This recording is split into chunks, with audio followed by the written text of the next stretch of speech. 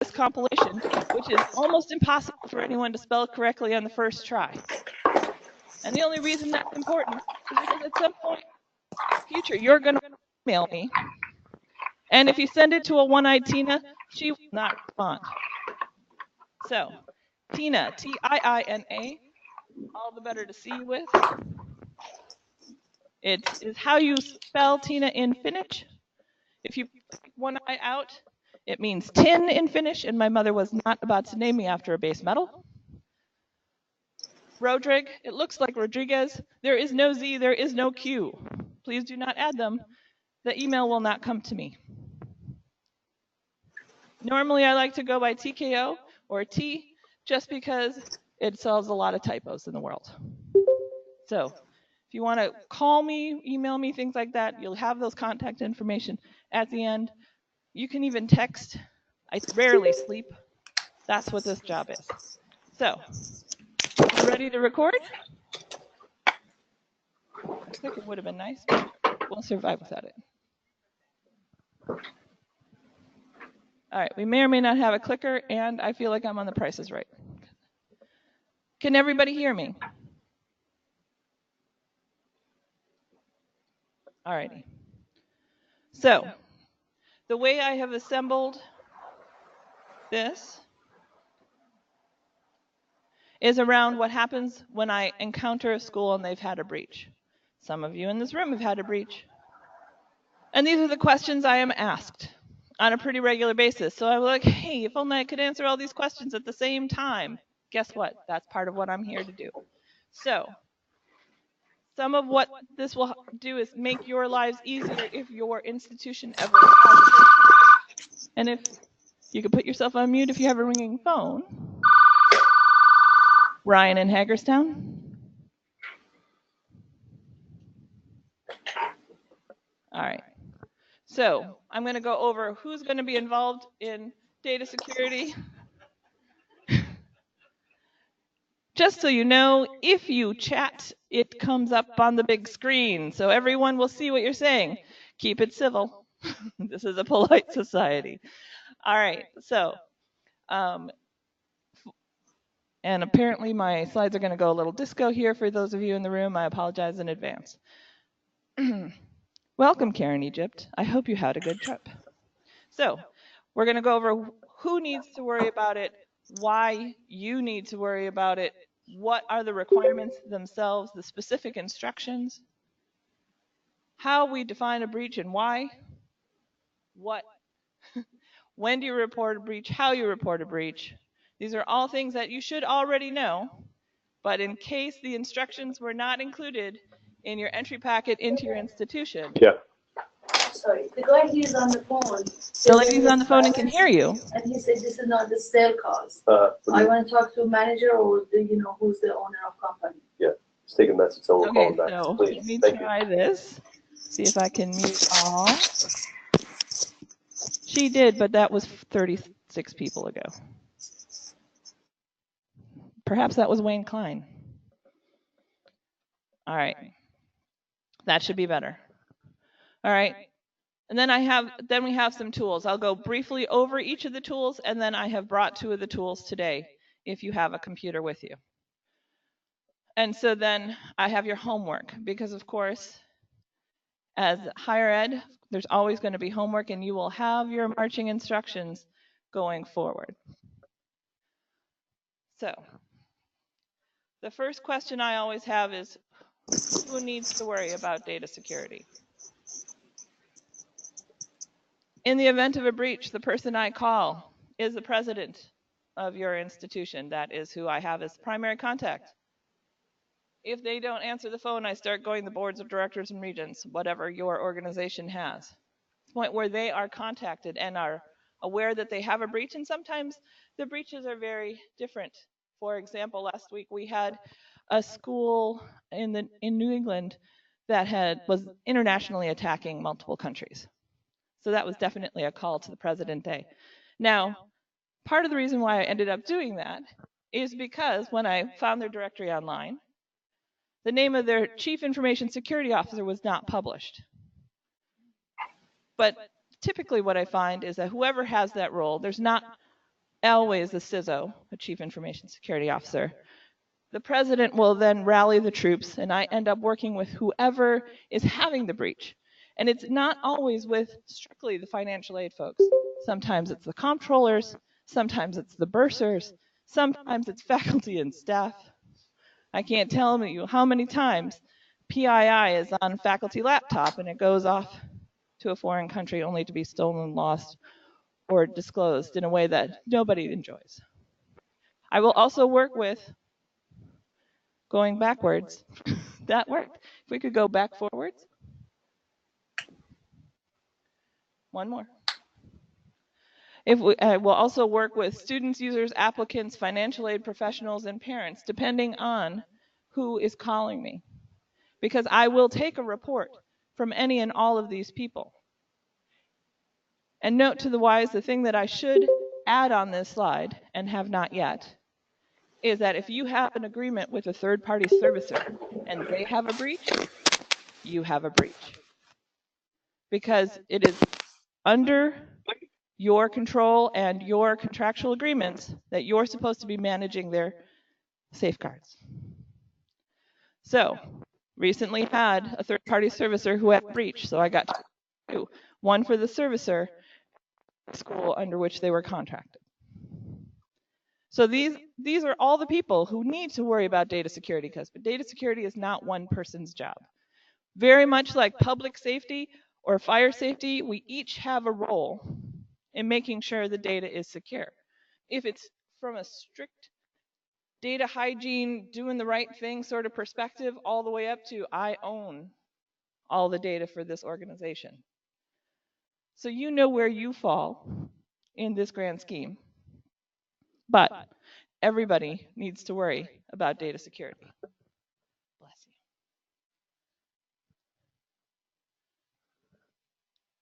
The slide that you're seeing in front of you is an ugly slide, and let me walk you through it.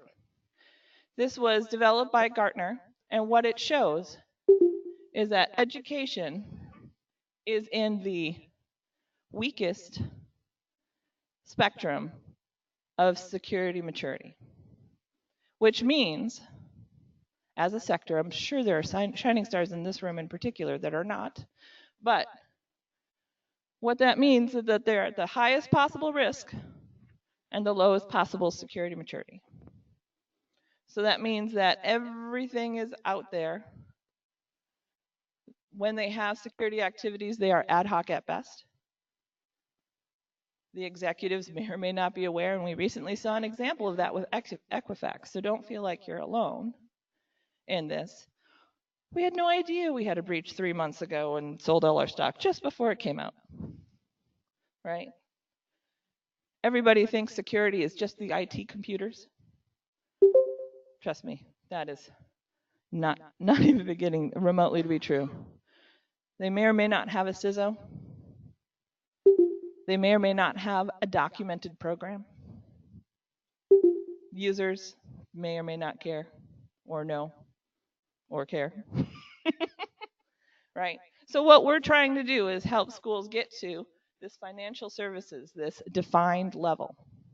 And we know it'll take several years to get there, but helping schools start managing and mitigating their risks and improving their security maturity until they're within the appropriate risk tolerance, where every risk has been assessed and that they have controlled what they could and put in other types of controls if they couldn't directly control it. Compensating controls are what they're called. Now, sometimes when you think of compensation, it can be a really good thing like salary or a really bad thing like a Ferrari. But in this case, we want to make sure that you get to exactly where you need to be, where you get to that return on investment. And that is where we're trying to help you go today. And part of the reason why is because you are a treasure. And I don't just mean that because your mother loves you and we all want to give you a big hug. I mean that your email addresses are worth money. Your financial data is straight up cash. The research and development that you create as an institution is worth a lot, especially to people we don't like. If we could put mute. Thank you. Otherwise, I might get some feedback I don't want to hear. So making sure that you understand that you are a valuable target. And the problem we're facing is the fact that if you have a breach and you don't respond to it the first time, it may or may not be FSA data. But the second time, the second bite of that apple almost invariably is. So if you don't have a robust security program, you are putting yourselves at risk, you're putting the students at risk, you're putting your organizations at risk. Frankly, you're putting FSA in America at risk. And that may seem like hyperbole, but it really isn't. Trust and believe that you, oh no, you can stay right there because I have no intention of sitting unless they start throwing donuts. That you have so much you don't even realize the value of. And I'm here to help you create the appropriate protection mechanisms to do it, to protect what you have based off your risk. And I understand that we have every size of organization, from the smallest college to the biggest, most prestigious institution. And you have to scale. No one's suggesting you spend $50,000 on a $5 problem. But conversely, you should spend more than $5 on a $50,000 problem, or at least figure out a way to protect it, even if it is only a $5 padlock. One of the other things you want to be aware of is that this is going to be included in your A133 audits starting in February. The official language has not come out yet, but we are putting out the draft language as early as possible. So it's already posted on IFAP. It's been there for a while. If you didn't know, don't feel bad. A lot of people don't read my page. I'm like the least popular blogger on the universe. But this is the audit language that we are going to be auditing to, and it is straight out of GLB. And these slides will be sent to you, so you don't need to write it down, other than to put maybe 3 exclamation points on your paper to notice that we are going to be looking to see if you have a documented information security program and someone in charge of it. And when I say someone in charge of it, I mean someone who still works there. You laugh, but it happens all the time. We're going to be looking to see whether or not you do your risk assessments on the areas that you're supposed to, and if you're testing for them. And that if you're putting all of your controls in place. And that those are documented. I used to do HIPAA audits back in the day. And I had one particular hospital in Georgia. They had a policy for everything in their head. And everybody knew the process and procedures in their head. And everybody was doing the right thing, but nothing was documented. They didn't pass their HIPAA audit because they didn't document anything. And they considered themselves a really well-organized, really well-functioning institution until that F5 tornado hit, which it did. I did not call that on them. Making sure that you are creating the knowledge base in order to not just be successful in your administration, in your time, but going forward is part of what we're all tasked to do. I have to do it with my job. Anybody working with data security needs to know whether or not it's documented. Because when it hits the fan, and it will hit the fan, unfortunately, you may not be the person on call. You may be on a fabulous vacation, and I hope you are. Patrick does not seem to believe, but we will believe for Patrick. Need to make sure that someone else can pick up that baton and run with it, and that they understand the how and the why and the wherefore if they are doing that work.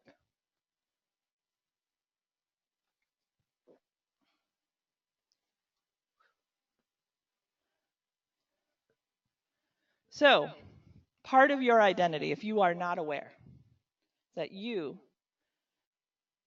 as a Title IV recipient, as a Title IV program participant, are a financial institution. And this isn't just as education sees it, it's also as FTC sees it. And that is defined by Graham Leach Bliley. I always want to say Bleach Lively, and that's wrong, but GLB. Now, this rule has been around for 15 years, so in some ways, this is not new news. And I'm sure all of you are perfect examples of exactly everything I'm about to show you. But just in case the instructions got muddled, just in case you don't have all these parts, or that perhaps they're not assembled in a way that'll be functional for what we're trying to accomplish. You don't need to look sad. It's okay. We'll be fine together. I'm going to go through all of that with you. Now, to save yourself some time and effort, I agree. We are not the FTC, and we are not the regulatory body for GLB as Department of Education. Set that aside, because what we do have as a contractual agreement under your program participation agreement and under your student aid internet gateway agreement, saying that you will fulfill the requirements of GLB. So this will save us some effort in the future if we send you a letter if you have a breach, and we say you have to support a GLB. Sending me back a letter saying we're not under a GLB, let's just cut that one right here. That will never come from Maryland. We will leave that to California, because I've heard it 3 times from them already. You are required under your program participation agreement to be GLB. It is what we consider part of your administrative capability. I'm sure you've heard that before. If you don't have a robust cyber program, what we are going to consider you as administratively incapable, which means you really shouldn't be in the Title IV program. And what we have been doing, if you have egregious issues and you're not repairing them in a fast fashion, or if you're attacking FSA, because it happens, and don't immediately stop, we will yank your Title IV aid for at least a while, until you can prove and have someone independently corroborate that you are now administratively capable. This, unfortunately, will happen very fast and furious. It may happen all on the same day. And I realize for Kim, for example, will be a very bad day. It would be a terrible day if suddenly you are no longer able to connect your systems to FSA. If you have to hire third-party servicers and that they can't connect to your systems either, and that you have to have someone independently administer your aid. Nobody, certainly not me. And it typically leads to you being on heightened cache monitoring, which is a lot of work for both of us as well. So let's just put in the data security and we can avoid this altogether. And all you need to have are GLB safeguards. Now, I don't know how many people here are propeller heads like me, but trust and believe these safeguards are at a very high level. So in some ways, they're pretty easy to achieve. And assuming that you're a reasonable person, you'll have all the building blocks to do it as soon as you get home. So, develop, implement, maintain a documented information security program. Now, I understand, and you know, that if you write on a 3x5 inch card, information security program, and who's in charge of it, you will have fulfilled the letter of this rule, but not the spirit. So if you could not send those to me as evidence, I would appreciate it, because I will say that it's not fully GLB compliant.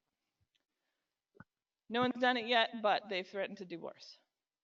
All right, so you have to have someone in charge. It doesn't have to be someone labeled as a CISO, but fulfilling that role. And I end up working with a lot of folks who are Vice President of Strategic Affairs or Global Interest, or there's a lot of interesting titles out there.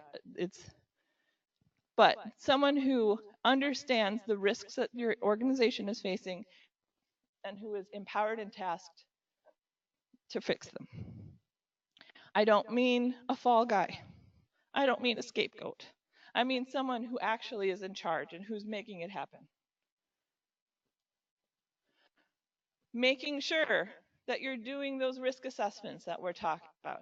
And this is not just internal risks, this is external risks. So you have to look at it both from an internal and external perspective.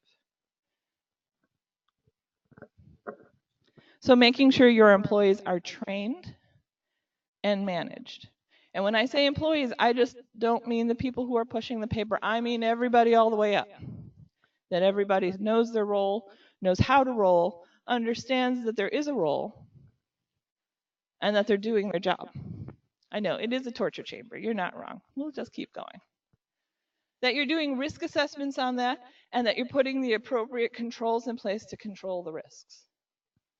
If you send me your training and it talks about HIPAA, I will know you're not doing it right. If you send me your faculty guide and it doesn't have the word security in it, I will know you're not doing it right. It really is common sense in a lot of ways. And none of this is technical.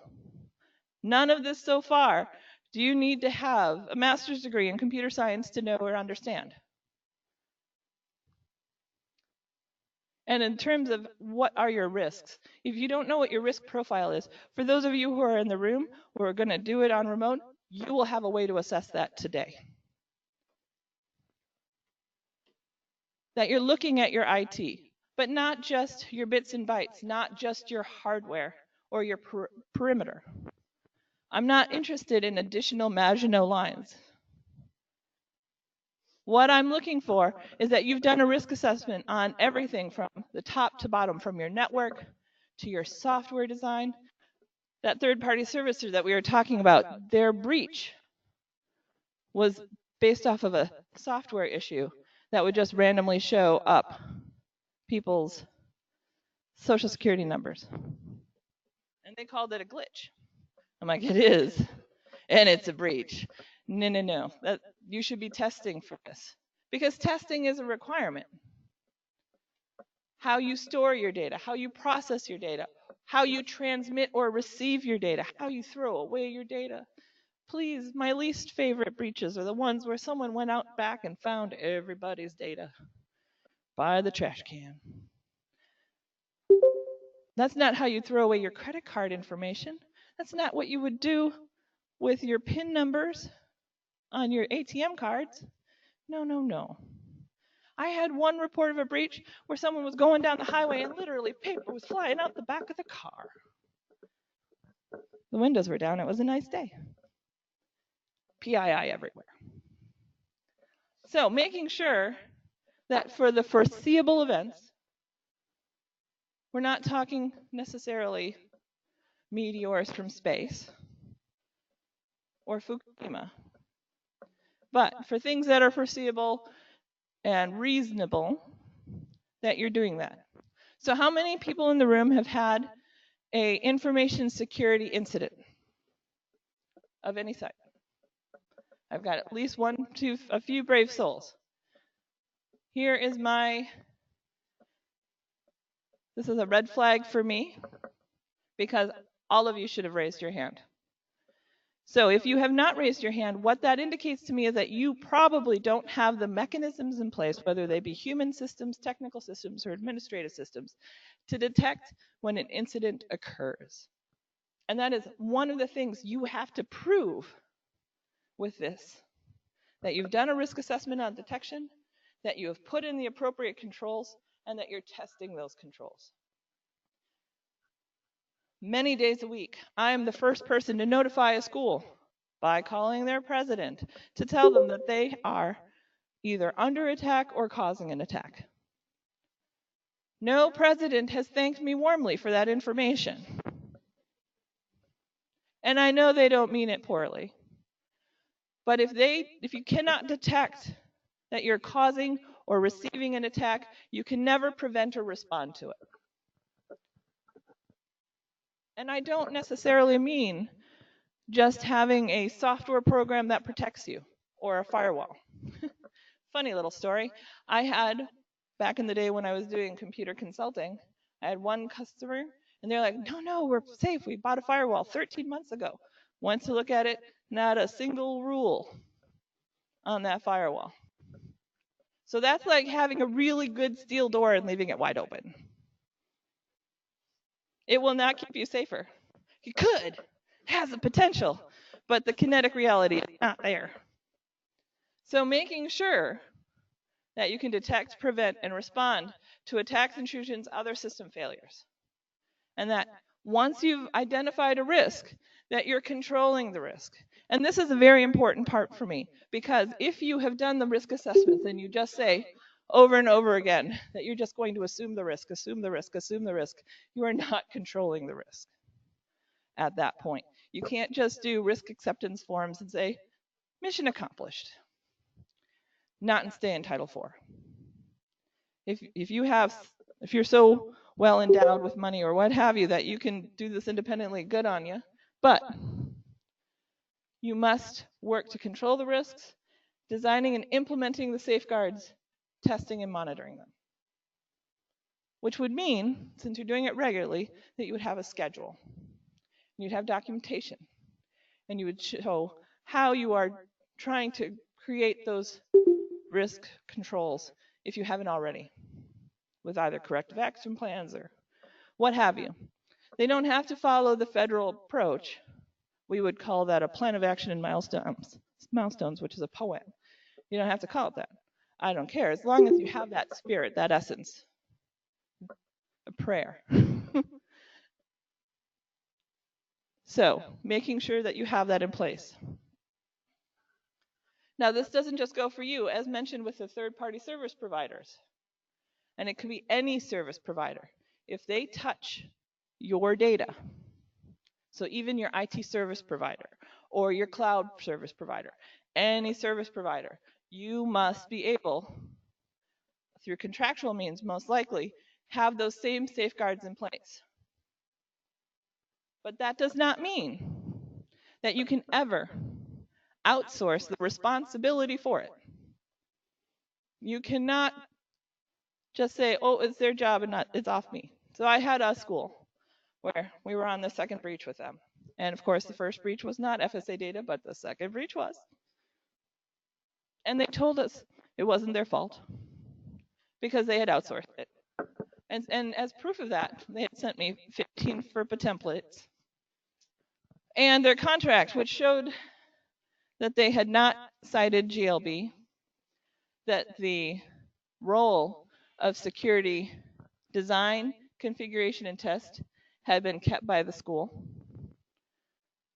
and that the compliance window for reporting was never going to be appropriate.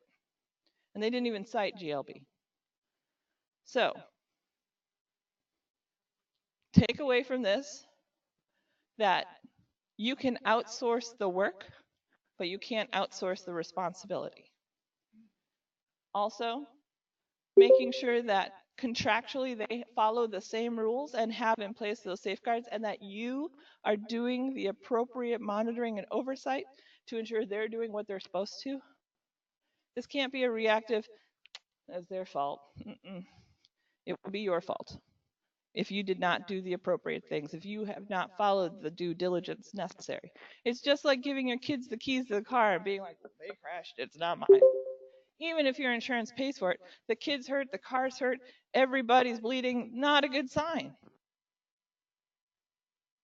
And as that child's parent, you're still responsible.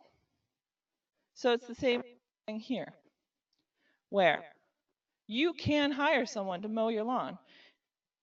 And I suspect as an institution you already do.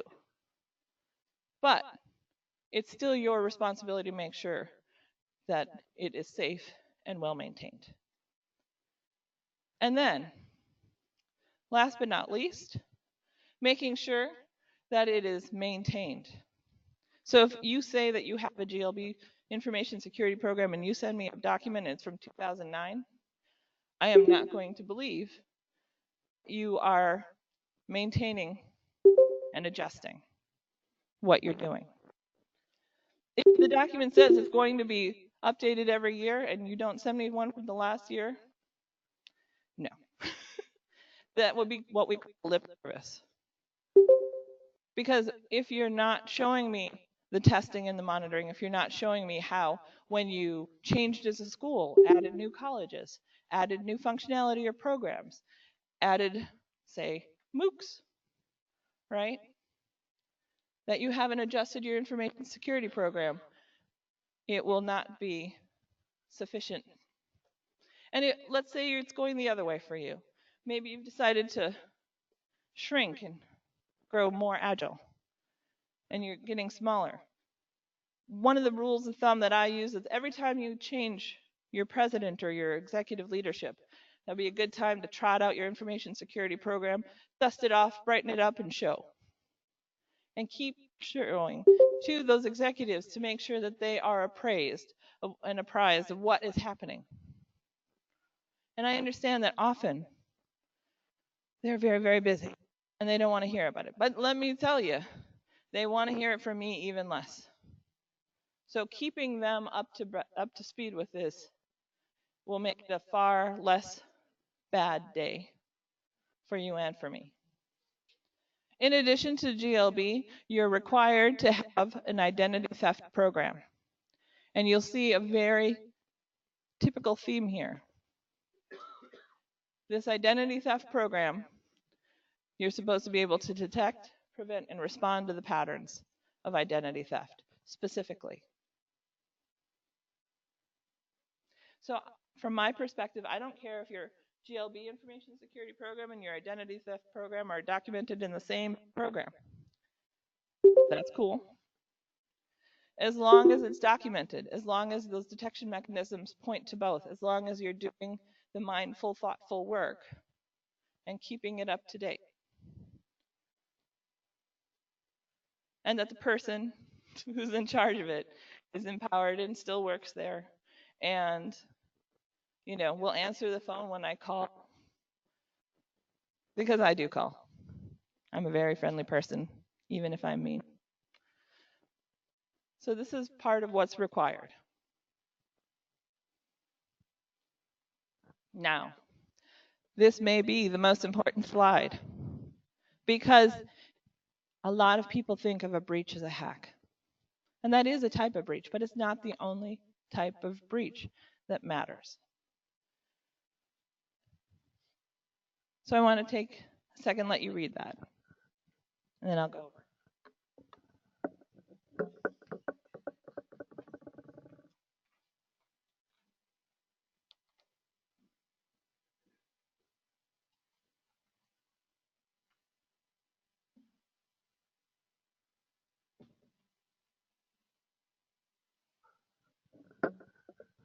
So what do each of these mean? An unauthorized disclosure means that it is sharing data in a way or to people who it's not meant to be seen. So, even if they are your own employees, if the janitor sees your data, it's a breach because they don't have a need to know. If you're sharing CUI with faculty and they don't have a need to know, it's a breach. If it's being shared within your organization and students who are not supposed to see it, it's a breach. So even if they're internal folks, clearly most people understand that if it's external, it's a breach. It counts even if it's internal. Now, if it's an authorized person, say a financial aid administrator, and they see the data and they do nefarious things with it, that's a breach. It's not an exposure to the outside world. It's not an exposure to the inside world. But if they're doing the wrong things with it, we had a college where a financial aid administrator was taking the data and using it to extort female students, to send them sex and to perform sex acts on them. And that school's telling me it's not a breach. Well, something was breached at that point. And let me tell you, under GLB, that counts. It's not a hack. It's not a spill. But it's misusing the data. If your data is altered, going through an audit right now with a school, where they had a ransomware attack, and half of the data that they had was encrypted. And they can't get it back because they didn't back it up, and they don't have paper copies anymore. And they're saying, sorry, that's a breach. It's reportable. Some might say that's a destruction, but typically by destruction what we mean is like the hard drive blew up or the building burned down, or, right, we mean utter destruction. And again, in these situations we mean without backup, without the ability to recover, with no disaster recovery, smoking hole in the ground. And it does happen. And you think someone's taking care of that. Well, very often there is no someone. Almost more than, I should say, 70% of schools don't have someone in charge of their information security, according to a recent survey. So if you've got no one in charge of it, no one's doing it. Just like when in your own house, if no one's taking out the trash, no one is taking out the trash. Everyone will be complaining about the trash, but no one will be doing it. So, compromise of information. This could include having someone go in and change the records. Recently happened in a school where a student put in a keystroke logger and changed the records 90 times. And I realized that was really funny in war games, but it's really not considered okay nowadays. We know better. Roderick is nodding, yes. What we need to make sure is that the integrity of our systems and our data stays whole.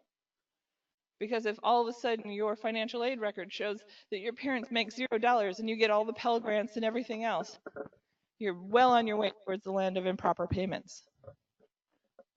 If your verification has been based off of that erroneous data. So those all count as breaches.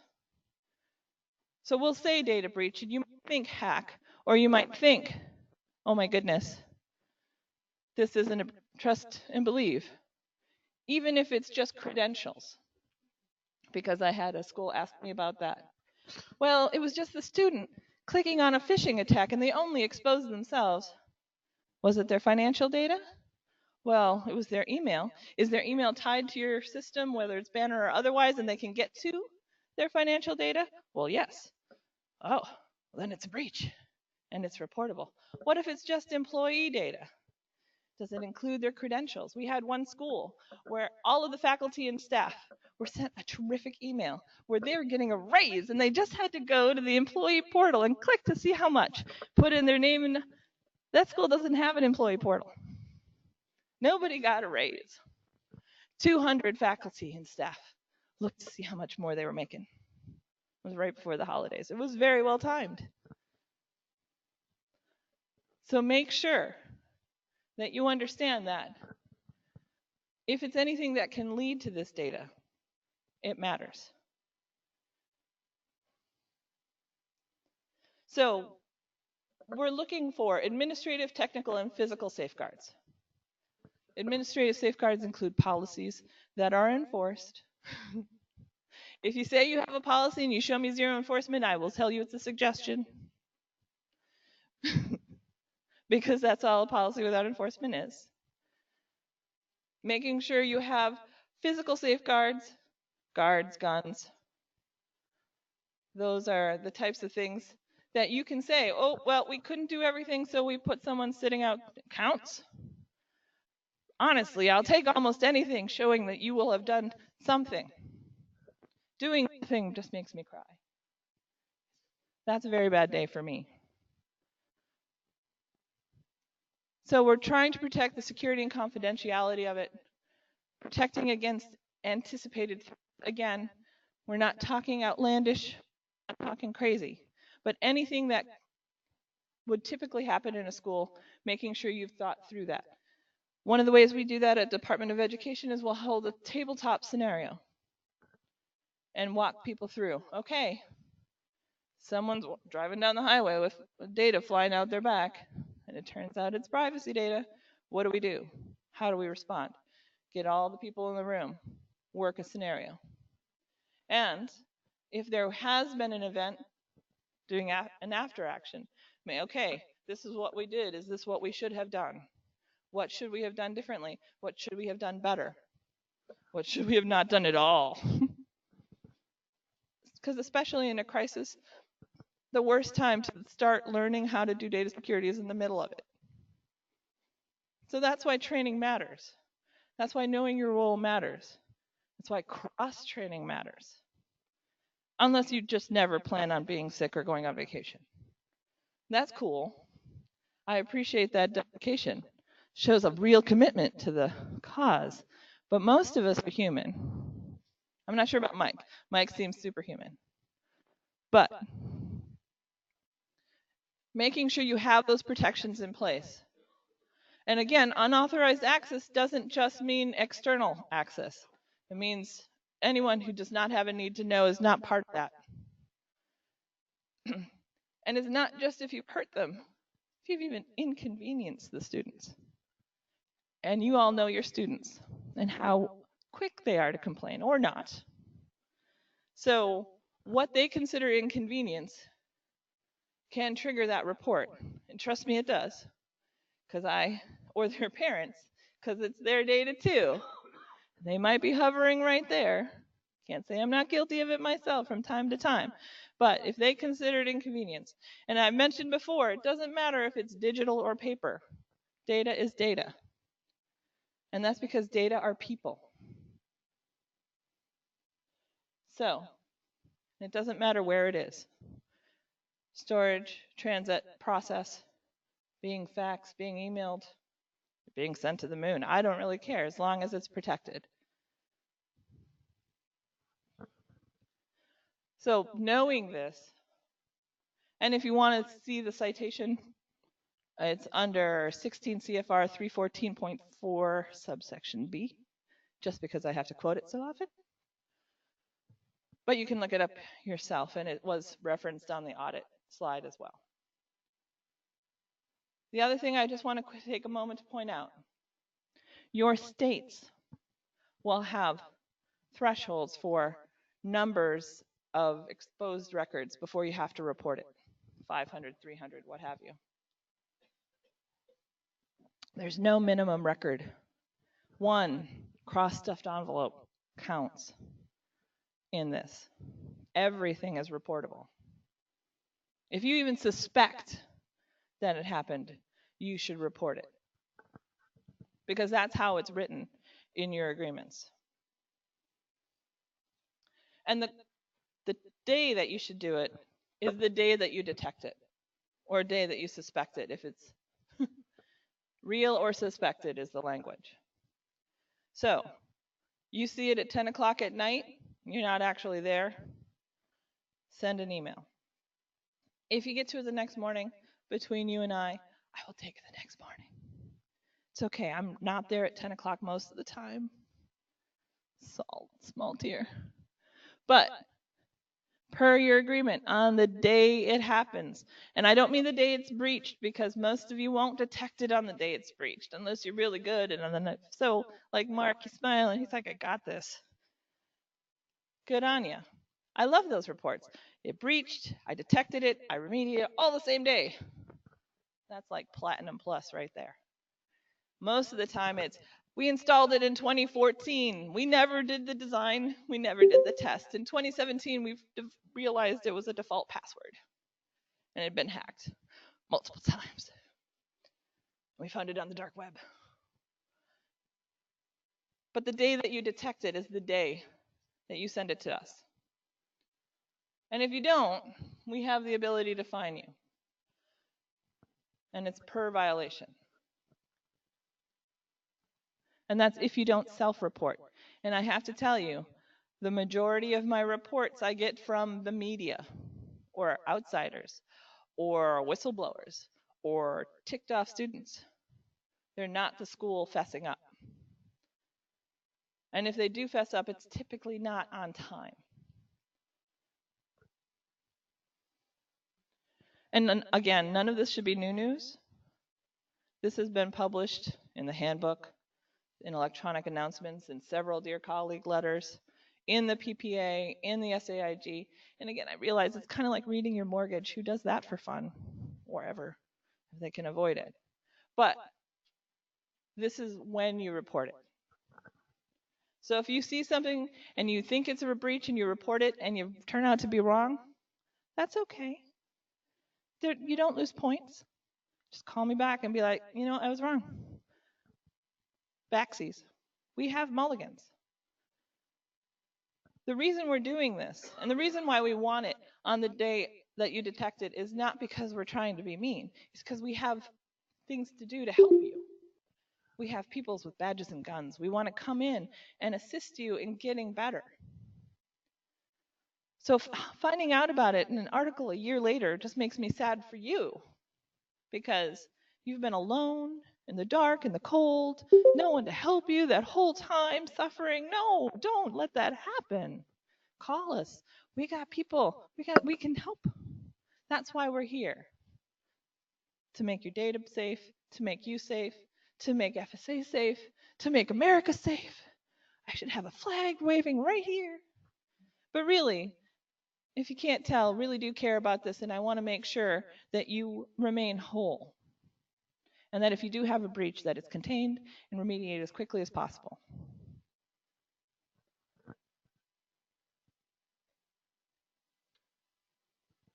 So reporting it could be easier. And if you've never done it, give it a try. Promise it doesn't hurt. It's just an email. Now, it's probably the least intuitive email address on the planet.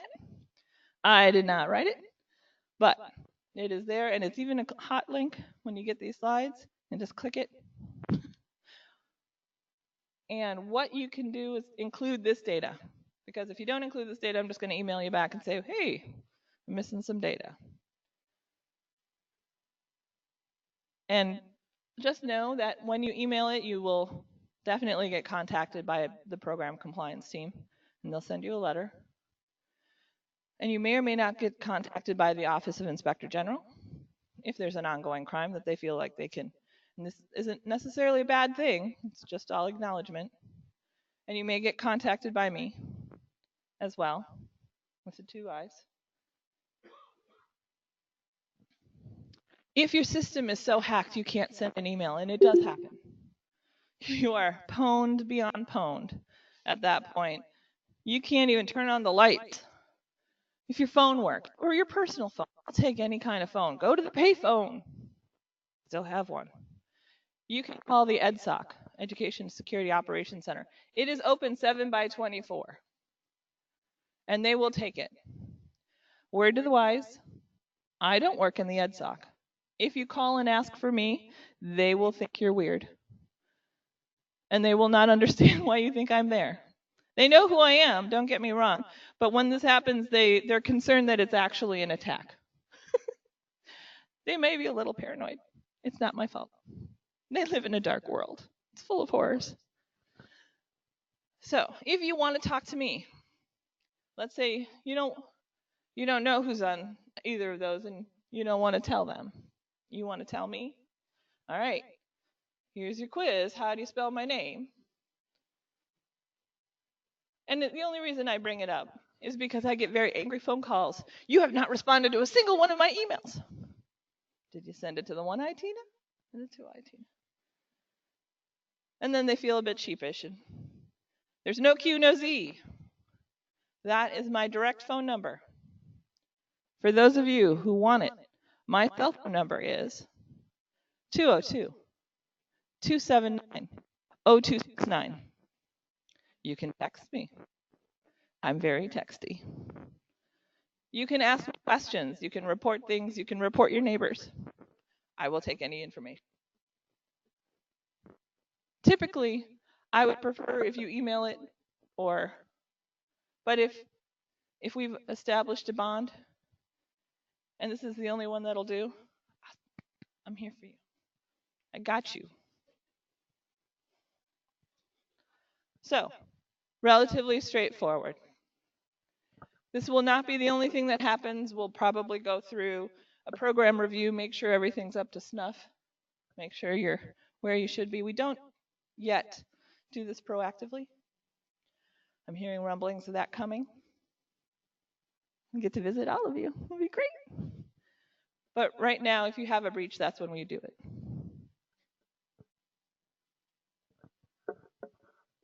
So I don't just have sticks. I have many luscious carrots that I'm here to bring. And the first that we will go over today is the cyber assessment tool. And what that helps you do, and this is purely optional, I don't want you to give it to me. In fact, I never want to see it. This is for you. If you don't know what your risk profile is, this helps you show where your risks are from least to greatest and what areas. And it'll help you look at your whole solution to see exactly what controls you have in place from a best perspective. Now, this was not developed by me originally. I took this from FFIEC and I automated it. And one of the things I added was a scorecard, because otherwise we have 58 pages of no information, because it's federal form and that's what we do.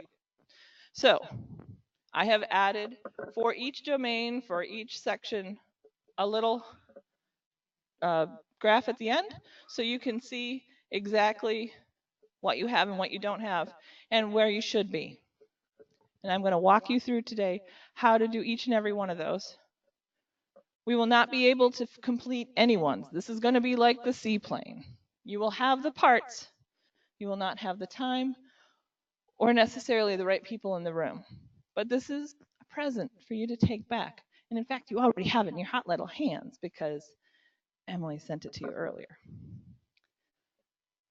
If you don't have it and you want to download it or do it at home, I recommend that you download it all the way and don't try to do it online. I've had people be like, this is horrible. I'm like, did you actually download it or just open it?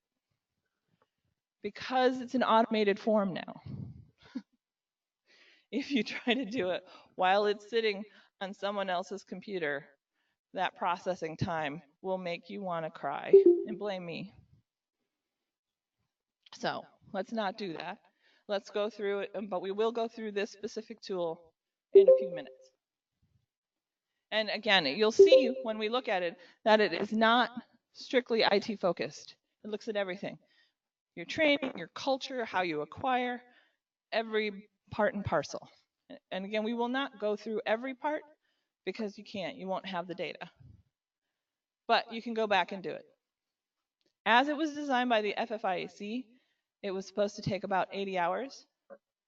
It is my assertion that if you have the right people in the room, you can do it in 8 hours with this automation, because it's mostly answering questions. And so you'll see who the right people are when you look at it, because your organizations are all unique and different. But I have done it to FSA in about 8 hours. And if I can do it in my organization in that amount of time, you can do it in yours, for sure. I'm confident, even if I'm not correct. It's such a big difference.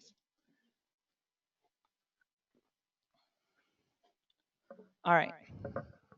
Now, while that tells you what you have, you may not know what you need from a compliance perspective, from a regulatory perspective. And what I'm often asked for is a checklist. Hey, could I just have a checklist so I know what all the controls are? Well, the problem I have is that it varies from country to country, or from country to country for sure, and from state to state. I do have international schools, so the other thing we have done is set up a public-private partnership, and we have created these checklists so that you can go through and look to see what your requirements are. And you take what you did in the CAT tool, and what that allows you to do is, with what you have in the CAT tool, you compare it to what you need to have. Now, the good news is this is free. They do have some premium content, of course, because it's a public-private partnership. They want to make some money too, but you don't have to. This free account will get you GLB, red flags rule, and your state privacy laws. And really, that's a pretty good place. It's all I'm going to look for if you have a breach. And I'm not saying you're not better than that. You could be. You may want to get the whole enchilada, but that's your choice. No one's going to force you to do it. And the nice thing about this tool is that it deduplicates. So if all three things say you have to have a written information security program, it shows up as one control, one effort, so that you don't have to do the crosswalk and figure out what you have to do. Because I recently had to do that, and let me tell you, it was a very bad day. And it took several days. So we'll go over how to sign into that later today and how to get there. Now, 2 years ago at this point, we published the recommendation that you use 800-171. Now, this is useful if you don't know what controls are. So if you've done your assessment, and you've seen your risk profile, and you've seen your regulatory controls, and it says you have to have X, but you don't know what X is, 800-171 will take you through the very specific granular details of how to get there and what to do. And this was published by NIST, and it's specifically for non-federal systems. But of course, it is derived from 853 Rev 4, almost Rev 5, because NIST is a Maryland place, and you guys are in charge of this if you didn't know. You can go visit it in Rockville, Maryland. But these are the various areas that it covers. And this is very technically oriented. It is something that you will probably share with your IT if you're not IT folks. But if you don't know what media protection is, if you think that's like keeping your newspaper out of the rain, this will help clarify that for you. And it goes over all of this. And it will be used, you can use it to show that you are GLB compliant. So when you say, I've done a risk and I need to have this control, and I took this control from 800-171, we're going to go, ooh, that shows that you're paying attention. That shows you looked at the instructions and that you're making a seaplane and that it's not named, won't float.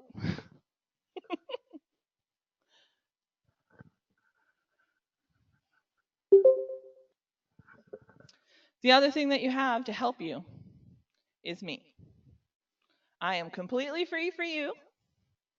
No extra charge. And what I will do is pretty much anything you need. So if you have a hypothetical question, because you don't want to, you're not ready to report yet, that happened the other day. Hypothetically, if this happened, would this be a reportable incident? If not, then yes. So you can call and ask me that question. If you have an information security program and you're not sure it's great, or if you want some advice, or you just want to phone a friend, you can call. I will do document reviews. I may not be back because I got a lot going, but I will do it.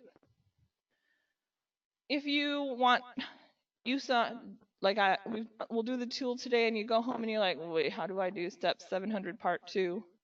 Why do I have a giant copter propeller and not a little one for my plane? That's okay. If you need additional information, bring it on. If you are awesome and you have best practices to share with me or templates to share with me that you want me to publish, yeah, I'll do that. I'm excited. I have had no one volunteer that yet. I'm thinking David's going to be the one. But if you have other things that you want to do, or you're like, wouldn't it be great? Wouldn't it be great if Barb and I just sat together and figured this out and we nailed it? That'd be great. So give me a call. Now, all of this is published, everything is published on the Cybersecurity Compliance page, which is on the worst named web page in America, ifap.ed.gov.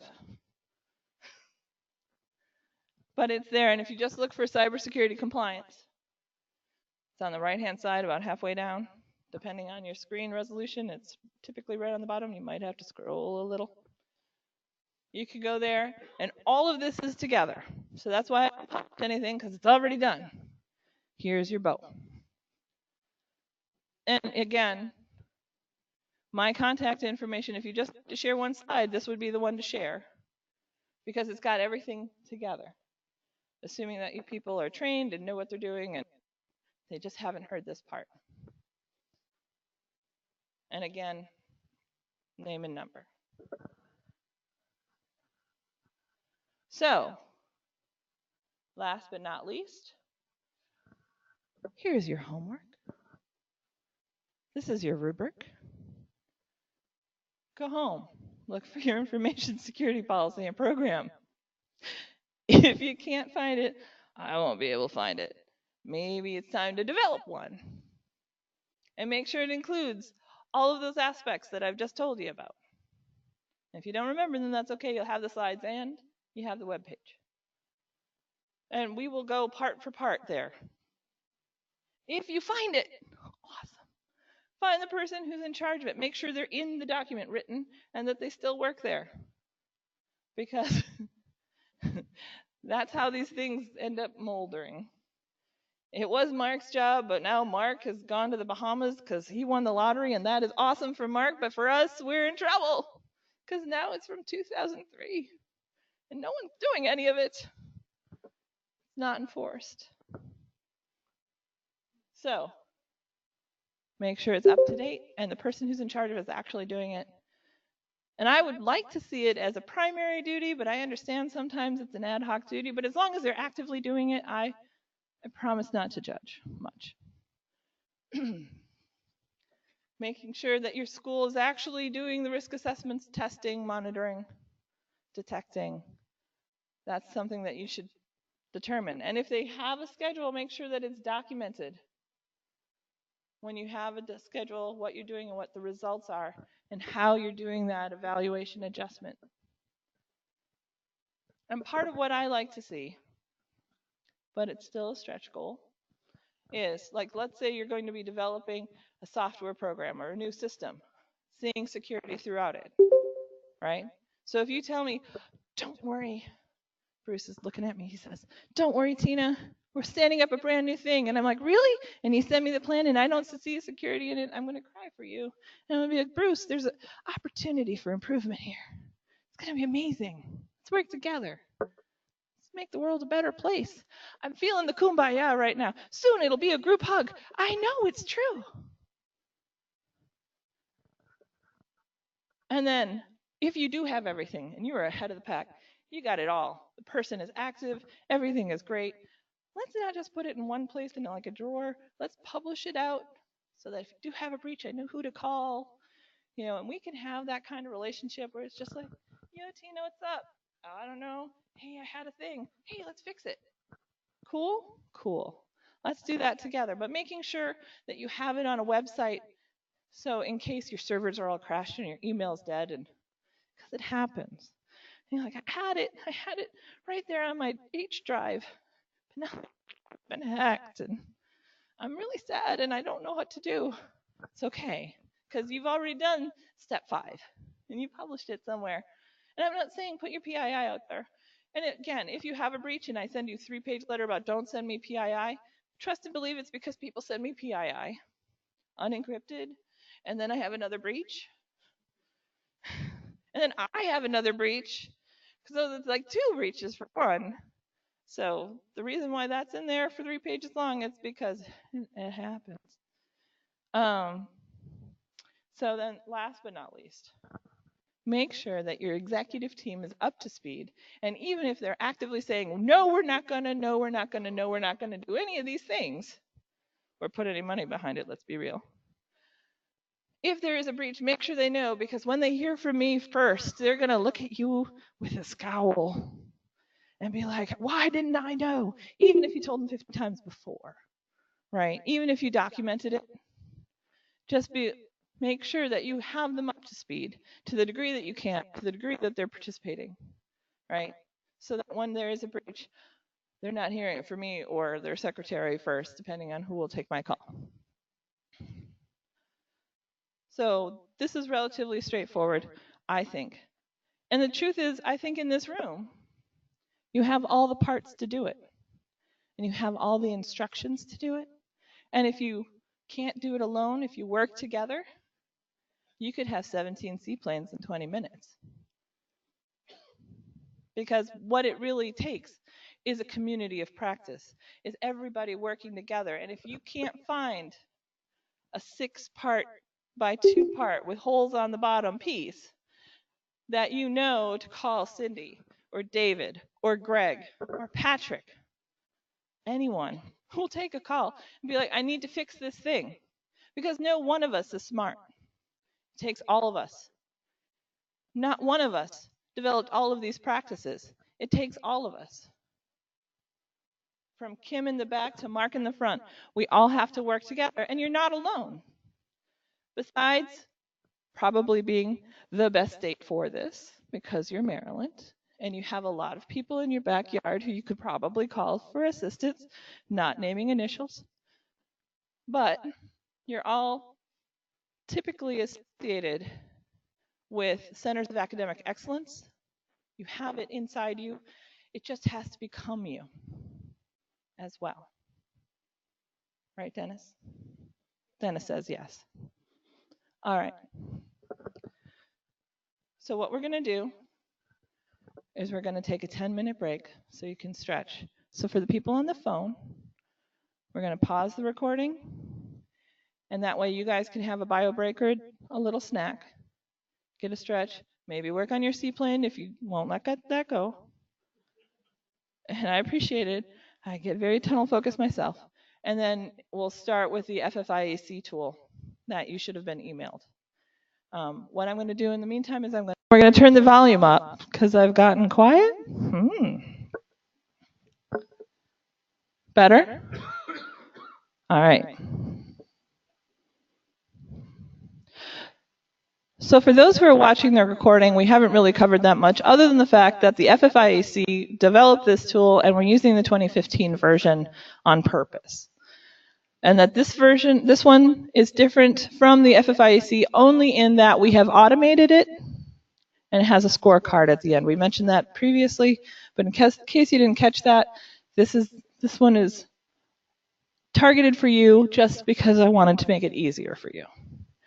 These rules are for financial institutions, but every school that receives Title IV aid is a financial institution. So you are going to see things in here that you're like, we don't do that. We don't have that. But because we cover the gambit and we include alumni associations and foundations and anybody who has access to our data, to sometimes include credit unions, sometimes we do have each and every one of these across the gambit of what we cover.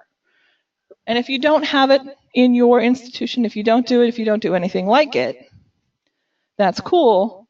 Just put least. And you'll see what I mean in just a minute. So all of the instructions on how to use this are self-contained, and you are going to be following these instructions. There's only a few differences, and it's because the automation is now built in to this tool. So, for the same reasons that banks are finding problems, you're finding problems. So this just goes over all of that. And again, we're not going to read this here, but it covers 5 categories with these types of domains, which cover the gambit of what we're trying to do, right?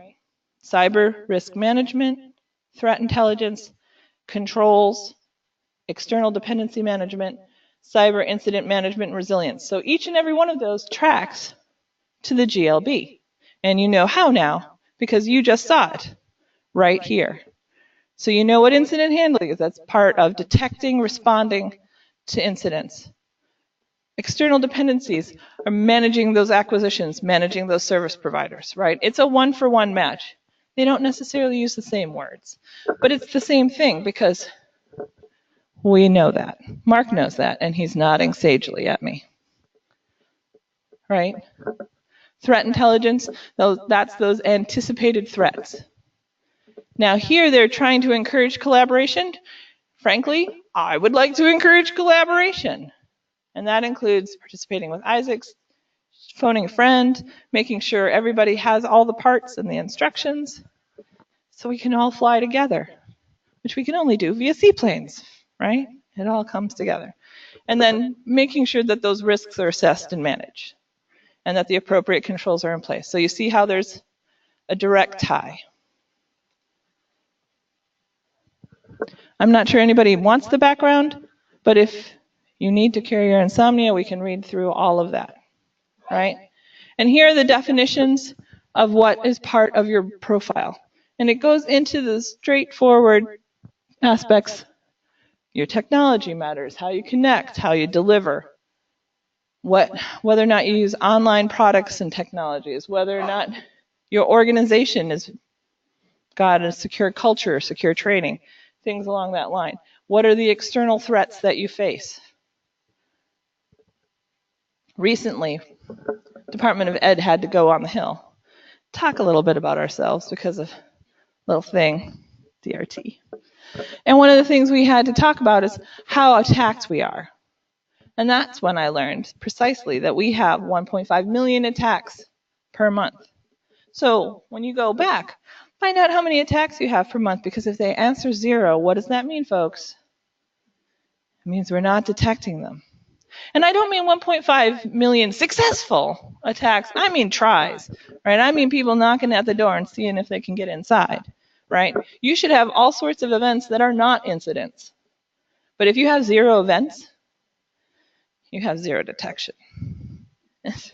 And after you stop crying, we can work together to make the world a better place, starting with you, right? And so the risk levels are relatively straightforward, right? Least to most, with 3 in between. Very much like a Likert, but it goes into, for example, with wireless. I got no wireless. Hey, you have the least amount of risk from a wireless perspective to, I do everything in wireless and it's all strangers and I don't know, right? You're somewhere on the spectrum. Everything is a spectrum from least to most risk. And I realize this is very common sense. And that's the thing about cyber, from my perspective. It's very common sense if you think about it as a reasonable, rational person. It really isn't bits and bytes. What we found is that like fraud detection mechanisms, technical controls, typically work in criminal situations about 6% of the time. And the reason why they work so infrequently is because the human systems are smart enough to overcome them. And if you know that if you do something 10 times and it'll catch you, you'll do it 9, right? If you know that they report everything for the first week, you'll do it the second week, right? The problem with relying on technical control is that people are smarter than the technical controls. They'll only catch you dumb idiots who are trying to be thieves. They will not catch your smart thieves. In fact, what we find is that the most reliable indicator of someone committing fraud is their coworker. Most of the time, they are expressing intent, they're upset, they are grumbling, they're complaining, they're saying, I'm going to show them, or something to that effect. If you hear someone doing that, please let someone know. Don't be like, oh gosh, this Mark is having a bad day. He's just letting off some steam. No. So maybe your first and only indicator that Mark's about to go hack wild on your systems. And it does happen.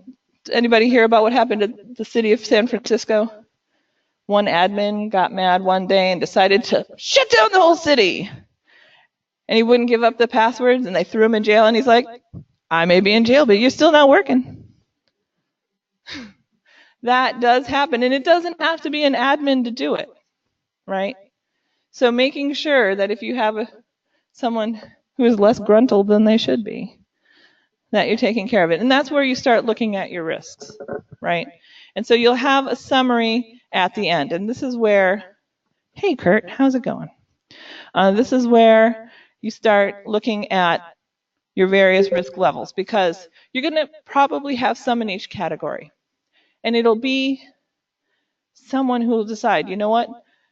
We have a concentration in moderate, we're picking moderate. Oh, we have too many and most, we're going to consider ourselves.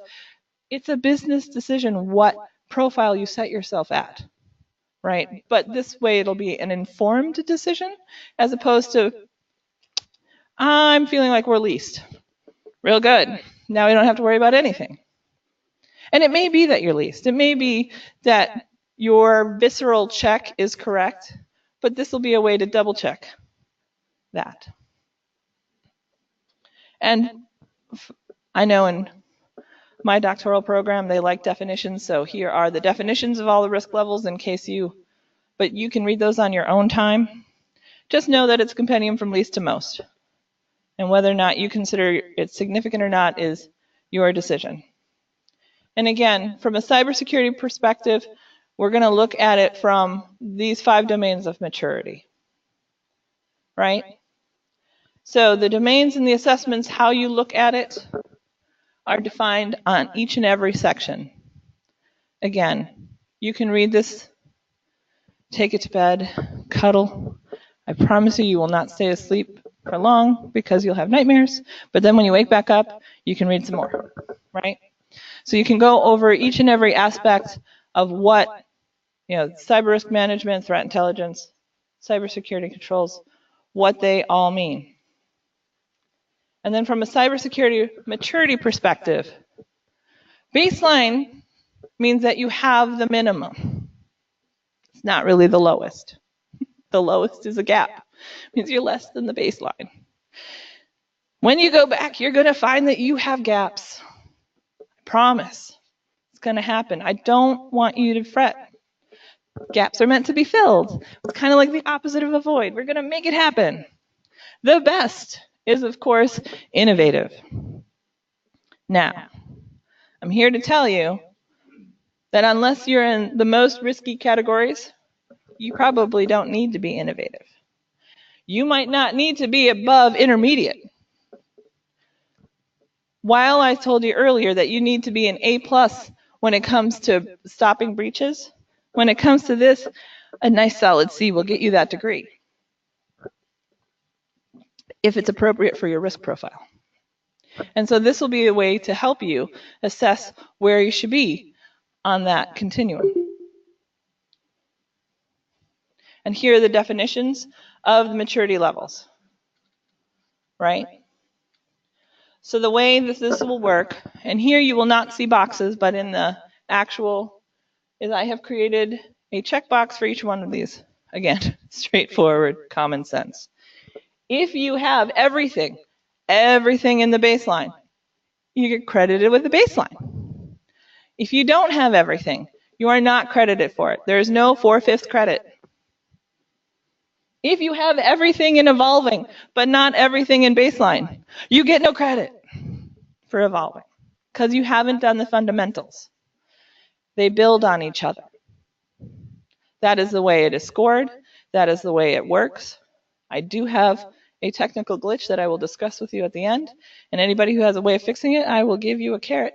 But we are just going to have you go through step by step. Okay? And so that is relatively straightforward. And you'll see it yourself when you get there. So this whole interpreting and analyzing assessment results, this is the part that I have automated for you. You are welcome to read the instructions and understand in depth, but just know that if you have everything in baseline and everything evolving in that section, it will give you credit in the scorecard. So you don't have to do any analysis or interpretation. That's the part I completed. And if you sign the document, it'll show you where you're supposed to be in the continuum, and it'll show you where you actually are. So the continuum looks like this, right? So you have your 5 maturity domains from, yay, I have a baseline, all the way up to innovative. And you have your risk. So this is how you scale. So let's say you're a very small school with very few computers, very small security posture, very small footprint, right? You don't really need to be above evolving from a maturity perspective. This would be an overinvestment unless it happens to be the area that you're teaching, it's your passion, something along that line. But from what we expect, what we'd hope for you, this is good enough. If you are the most prestigious, highest risk, got every widget and wahoo, go in at the same time, you are going to have to really up your game from a cybersecurity perspective. So what I've done is taken this same chart, put it at the bottom, and given you the scores as well. So you'll see it. Okay? So, but again, this is a management determination. At some point, you have to pick a column. You have to pick a lane. And you have to do it from a perspective of where your school considers itself, where you want to be, where you want to invest. And what I've seen a lot of, and we see this in the federal space from a system perspective. Well, from a key recovery objective, we really are moderate, but but we don't really want to spend that money, and it's an end-of-life system, and so we're going to make it least. Okay, you've done the risk assessment, you've justified in your mind where you're going to be, and that you've determined what you're going to invest. That's cool, you're mindful. Just make sure that you can defend it to a reasonable person, because that's what's going to end up happening. Again, common sense. These are the building blocks you use in order to figure out where you are and where you want to be. If you're currently at a moderate, but you know you're about to change into innovative, be smart. Start now. Don't bolt it on later. Making sure you have that in your mindset can go a long way. Not just from the execution perspective, but from a prioritization perspective and a budgeting perspective and an acquisition perspective, all of which are covered here.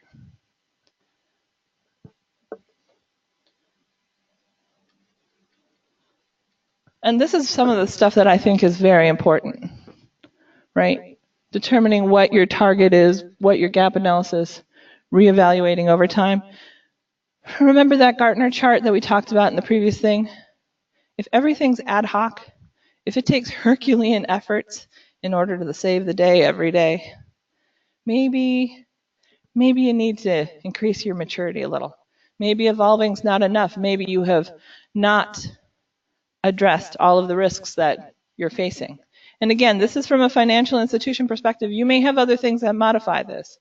So if you feel that there are other things that are not taken into account, this is just the first step, right? This is not necessarily going to be your everything, right? This just gets you going on the way. And again, I never want to see your assessment. We can talk about it, but I'm never going to collect it. This is for you.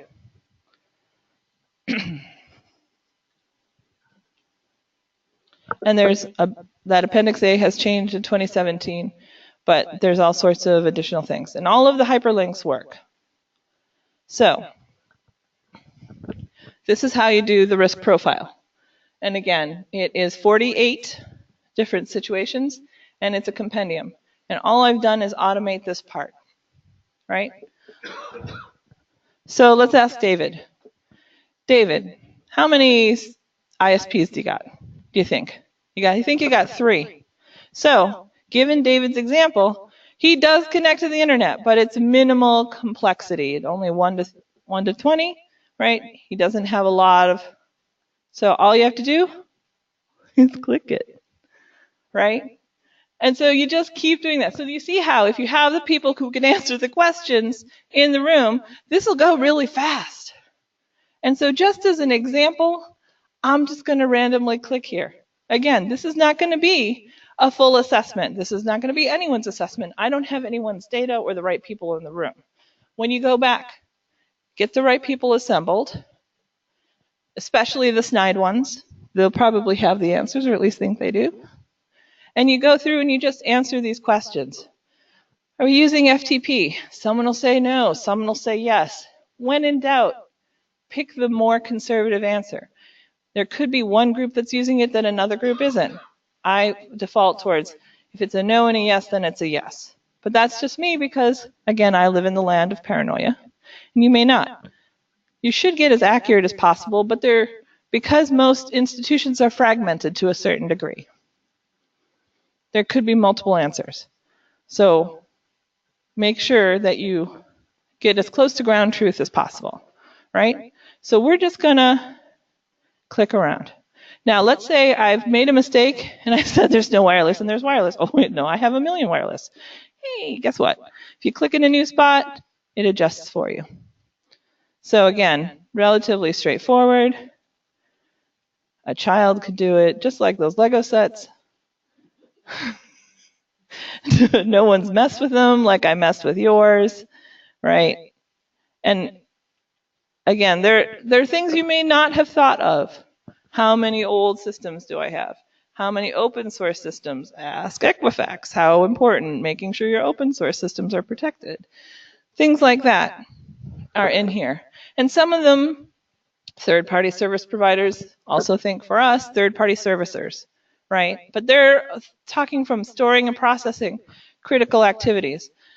For our perspective, critical activities will probably be around financial data, but I would encourage you to consider whatever you do administratively or operatively, right? If you can't teach your classes or give the grades, collect the money, give the money, anything like that, from my perspective is critical. You may have additional or different definitions, and that's fine.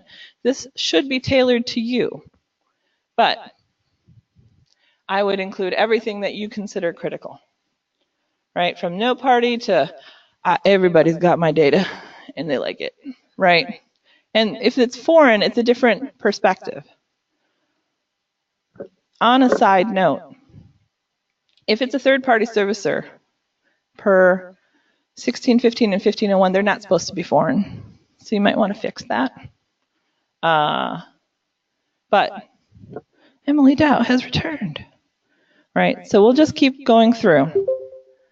Maybe you're not using cloud. Maybe you're using all the clouds. You may want to consider doing a risk assessment just on that if you're using lots and lots of clouds, right? How do you work with your students, your customers, what have you? Do you have no web? I mean, it's possible. We have very small schools that don't web. They do other things. Maybe you do it all via the web, right? Everything's going to be on that spectrum. So we're just going to go there. Maybe you don't have a mobile application. Maybe you don't have ATMs or very few, right? When people, sometimes I have schools say debit cards. Yeah, if your students keep money on a card, that counts as a debit card. It may not be what you think of traditionally as a credit card or a debit card, but you're doing the same thing. And maybe you'll call it a prepaid card versus a debit card, but they have cash and they're swiping and they're getting things, right? So counts. And some of these things you probably aren't doing. You might not be doing P2P. You might not be originating ACH. You might not be doing all of these things. You might think chips only come with fish, and that's cool. If you're not doing them, just mark at least. I encourage you to consider whether or not you're really doing wire transfers, considering every school is required to EFT. You probably are. You may not be doing it much. You may not be doing it internationally. You might not be doing anything global or working with treasuries. You may or may not be creating trusts, right? You may not be doing it. And again, because this is from FFIEC, it has a different breadth than you're used to, and this is a different identity than you're used to, but that doesn't mean that you're not doing it if you think about it institutionally, right? But we're just going to go through here. You may or may not host IT services, because I know some schools who act as incubators and do host services for other companies and things, right? Mergers and acquisitions may be somewhat laughable in the higher ed space, but sometimes schools do come together or break apart. And that type of thing has to be, because it includes divestitures, which from a financial institution means I sold somebody, but it could be, hey, these two schools are splitting, right? So you just think of it from your own context. How many employees do you have, right? And when you look at employees, I would include student users. Even though they're not paid, they're people who are directly using your technology. Unless you have them completely segmented in a way that's like not touching any of your data, I would include them in this part, right? So if your school is a very big school, you might have some big stuff. Just ask Shane Daniels. How often do you change, right? If you have people like FSA, we have people who are there 40 years. I'm really excited by that number just because I'd like to work someplace a long time. And maybe that's true for good or for ill at your institution, or maybe like it's constantly churning. Look at that. That's part of the risk that you're facing. How are you managing privileged access, if at all, right? How often do those turn over? Are those outsourced positions? Because that matters, right? How stable is your IT network? And again, you need to have the right people in the room to answer some of these questions. How many branches? UMUC, you guys are worldwide, right? And you have lots of different facilities all over the place, right? So you may be in more than 20 countries. And you might have a high change. And then where are your data centers? Again, not everyone will have the individual answers, but if you get the right folks together, you'll be able to answer these questions. And remember I talked about Department of Education? How many attacks do you have a month? This is attempted, not successful, but how many times do you got bad guys kicking on your door, sniffing around, right? If you don't, you have a 0. I don't believe you. That is not the right answer. But let's just say it's minimal. Right? So at the end here, you get this scorecard. And what you'll see is that it just says the risk profile is now ready for risk assignment and signature. If you don't have everything clicked, it says not ready. It has a little red warning. So then what you do is you pick one of these and you sign it. So let's say this is your school. And this is my executive council. All right, guys. These are the results of our assessment for our school, hypothetical U. What is our risk profile? What would you consider our score? What would you assign our score from a risk profile perspective? You got to pick one. Are we a least? Least doesn't represent all of it. This is where we would get into the business decision. But I've decided Roderick's our CEO of this school, our president, our king. What are you picking as our risk profile today? Which one are you signing off on? It's going to be your signature. You're going for minimal. All right. Do we have any arguments against the king? It's good to be the king. Oh, I have a couple arguments. Rika, are you arguing with Roderick here? Or are you just... No argument. She's thought better of it. Okay, what's your argument?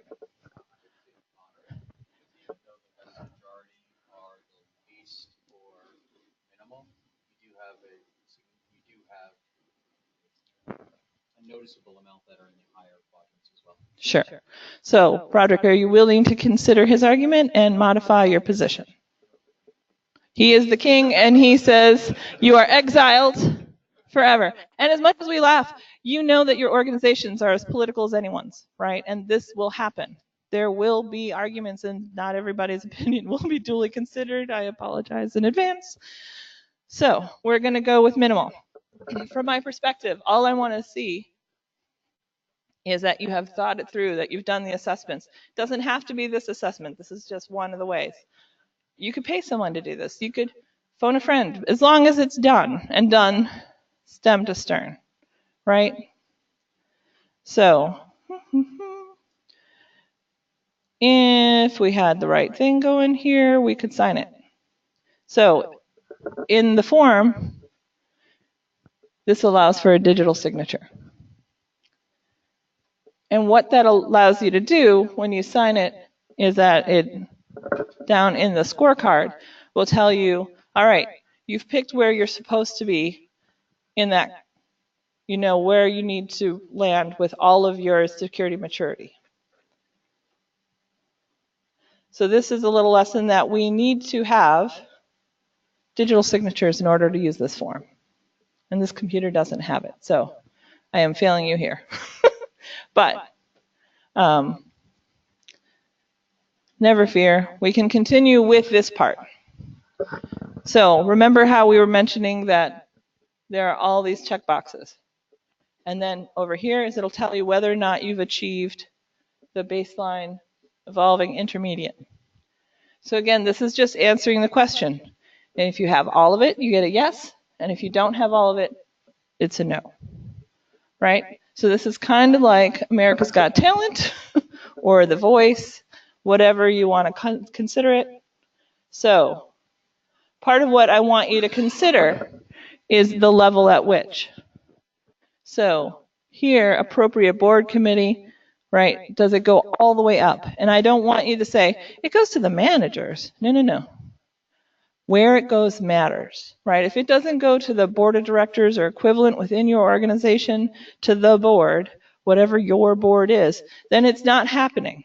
Then it's a no, right? Because part of what happens in our institutions is that it gets drowned out by the operational noise. If it's not going to the board, if it's not going to the right person, it's not happening. You're not getting the exposure at the right levels, right? So, very similarly to what we did over there, we go through and we click if we have it. And if, ta-da, again, very straightforward. Now, I told you there's a glitch, and here's the glitch. If you've gone through and you said, I have it all, and then said, oh, I know, something's not really 100%. And you unclick at this point, darn it. This is the part I don't have done correctly. This is my failure, not yours.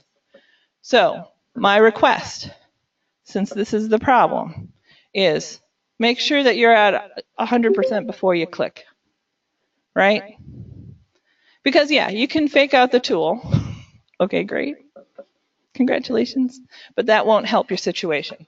The whole reason for this is so you can have a final assessment at the end. And again, if anybody knows how to fix that, I have a big juicy carrot for you, right? So you can go through and keep determining whether or not you have it. Again, if you only have a partial, you do not get credit. You only get it if you have all the way, and it goes all the way up to innovative. It's a lot of questions, I'm not going to lie. And if you look at what happens when you get to, I mean, considers the cyber risk that happens to other critical infrastructures. And when they say critical infrastructures, they mean all of energy, all of telecom, all of education, right? I'm not sure we're going to have many schools at that innovative level. Could be. You could surprise me. Could be awesome, right? But we go all the way through your strategies and policies, your IT asset management to include data, right? Your risk management program, which you should have, and make sure that you're doing those risk assessments. That's the minimum.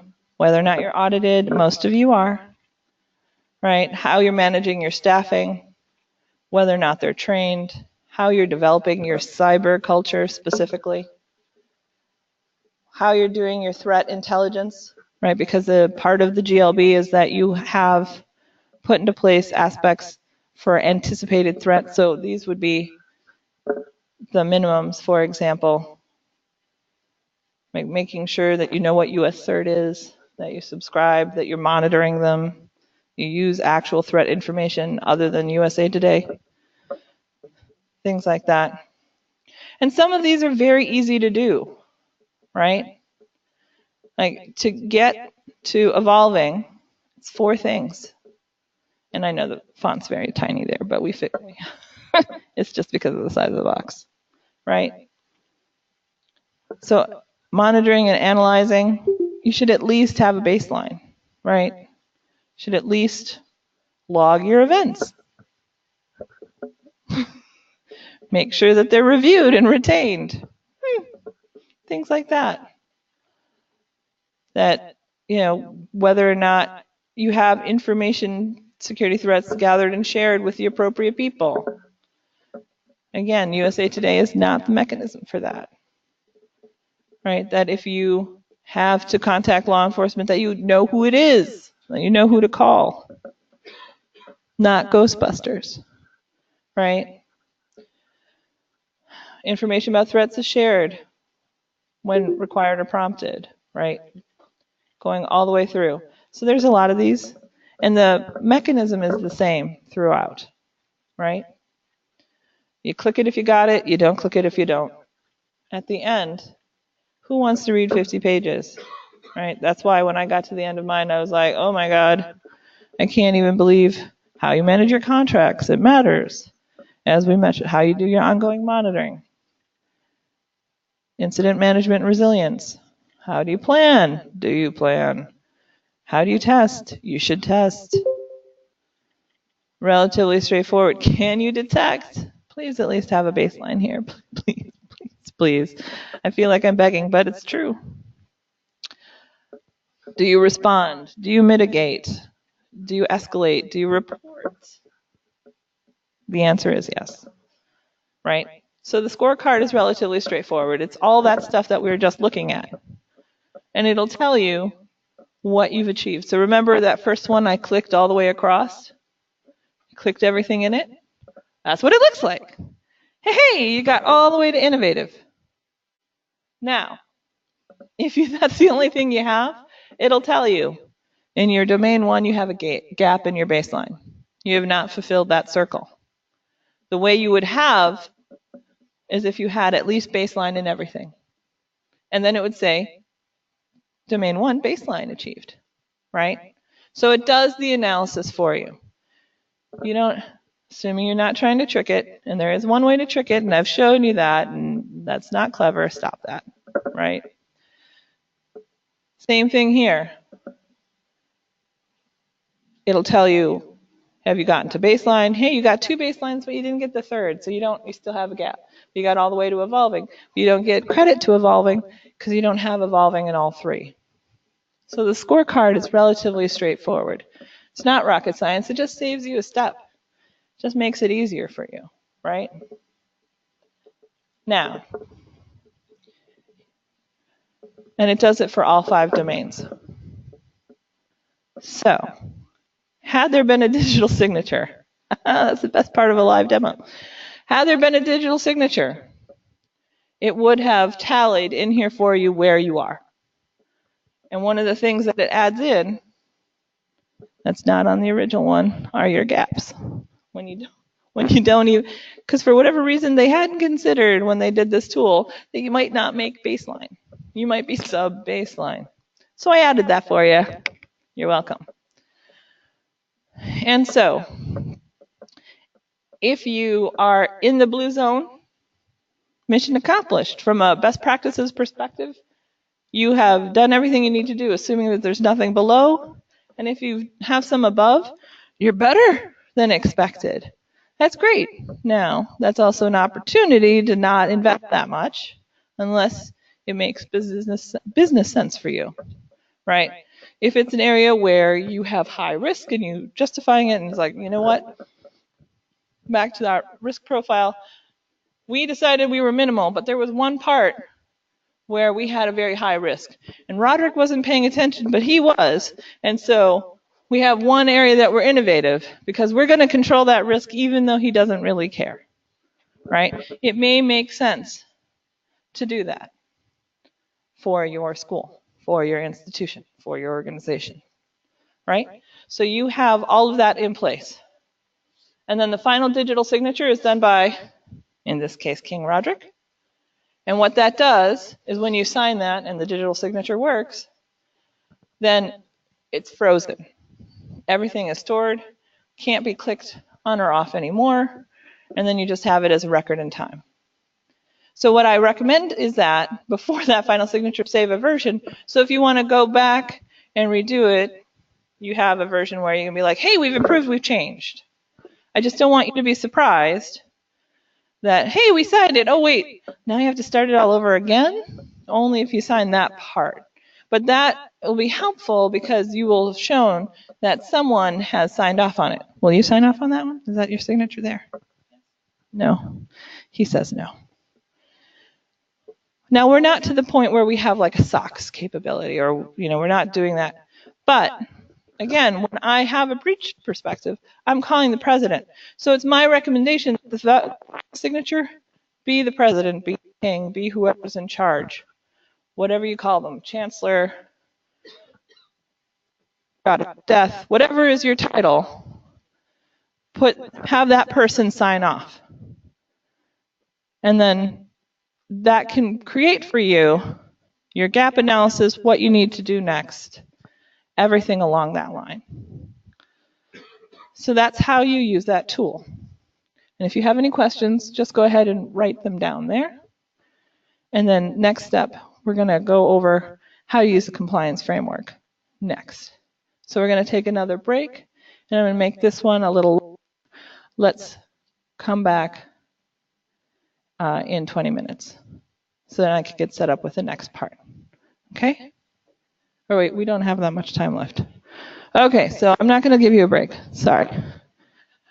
Running out of time. So I'm just going to go over the compliance framework from a high-level perspective then. So the compliance framework, again, and I went out to IFAP to get to it, right? And this is a website. You do not download this one. If you do not have an account for it, you go in the upper right-hand corner, and again, this is a public-private partnership. And to create a starter account, you just fill out the very basic information. This never gets to me. I don't have it. And again, it's relatively straightforward. But first name, last name, email address, your password, phone number, your organization. That's for them, not for me, and you agree to the user. It could not be simpler to set up an account, and it happens right away.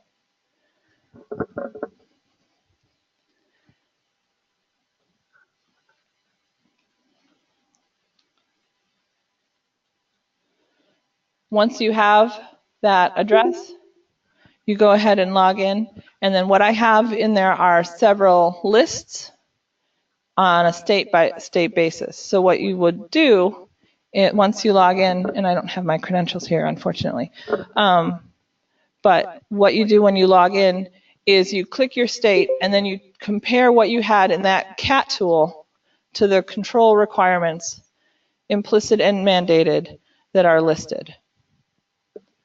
So, let's see if I can. I apologize that I don't remember off the top of my head what it is.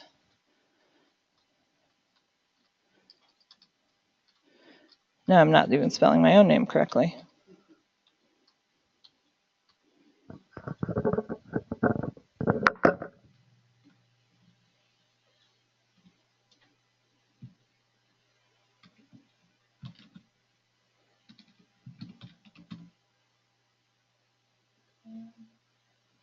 Yeah, I don't think I'm going to remember that. So if you forget your password, it's able to send it to you. But part of what you will see in that is just relatively straightforward aspects of whether or not you have a dashboard and all of the things from that. And I actually have another set of slides. So I will send everybody the set of slides that go over the specifics. I just didn't bring that right here because I thought I was going to do it live. But the specific URL is ed.commoncontrolhub.com. Once you log in, you just click your state, and then you'll be able to go through and compare what you have on your CAT tool versus what you're supposed to have from a regulatory perspective, right? And in there, again, is GLB that we've been talking about, the Identity Theft Protection Program that we've been talking about. Sorry, I put that down. The Identity Theft Protection Program, as well as the Maryland privacy requirements.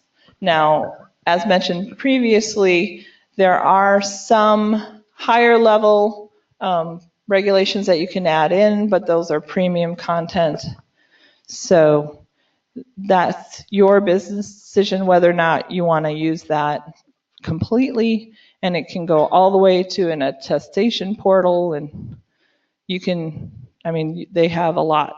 That's part of the reason why we selected them, because FRB, Federal Reserve Board, uses them as well. So I'm going to take this last 20 minutes, now that I realize the time, and then if anybody has any questions, I have not seen anyone write any on their little card, so I can come, oh, I see two there. The echo is loud. Oh, and one here. Okay, so when you say, and if you wouldn't mind, Emily, collecting the rest if there's anyone, when you say that we need to have someone who is empowered over cybersecurity, how do you define as empowered? First, I would like to see it in a position description that that's their job. Second, I'd like them to have a budget that is appropriate and reasonable for the organization, and that they get to determine what's in or out of it, and that they get to spend that budget to improve the security posture, and that if things go wrong, they're not instantly fired. That's one of my personal biggest frustrations, and that's what I mean by not being a scapegoat or not being a fall guy, right? That things will go wrong. There are going to be breaches, but the first thing to do is not fire the CISO, right? It's give them an opportunity to improve the situation. So that's what I mean by empowered, that they even have the power to fail and recover, because it's only through adversity that we build resilience, right? You have to fail and recover in order to get stronger. It's the very definition of it. If every time you fail, someone gets fired, you're going to create a situation where everybody is going to be afraid to try, right? So that's how I define it and what I'm looking for. Specifically, what data systems does this apply to within the institution? Only systems involved with financial aid. That's a great question. So as mentioned earlier, we care about every data breach, because the initial indicator of compromise may not be the only indicator of compromise. So if you think it's just your email systems, report it, and report it as just your email systems. Because what we keep finding is, if you don't report it and you don't respond to it, the first thing they eat and own are your email systems, but then they go further. Also, if you tell us early, we can bring resources to bear, if you want us to help do further investigation and look to see what else they might have gotten into. What's the first thing that most hackers do? Does anybody know? They cover their tracks. They delete the log files. They get rid of the evidence that they've been there, right?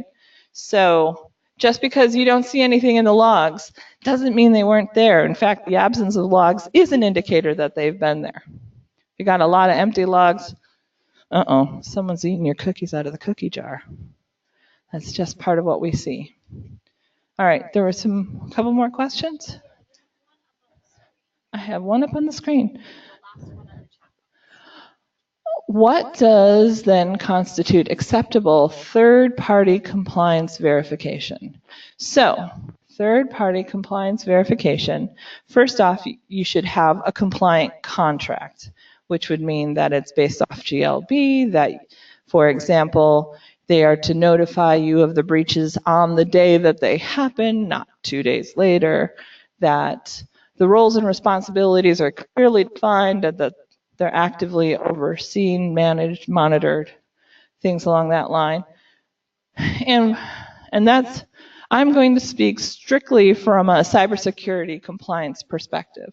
There may be other verification requirements in the greater FSA that I don't deal with from a program perspective, but from an administrative capability perspective for cybersecurity, to make sure that they have in place contractually and in actuality those safeguards that we've been looking for, and that that you are doing everything appropriate in order to manage that, is what we're looking for third-party service providers.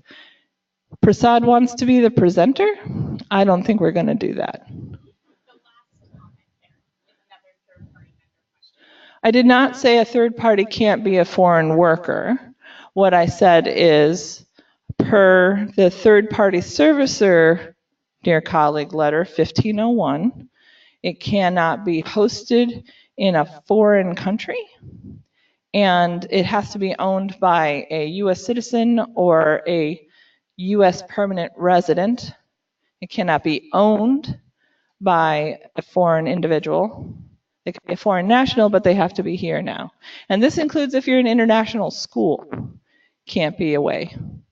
I'm not saying that they can't be a foreign worker. They can be in the United States and from a foreign country, which we would term a foreign national, but they have to be here. What about web developers that handle student applications website? So, again, the developers can be developing in this country, and they can be handling the data as long as they have the appropriate screen.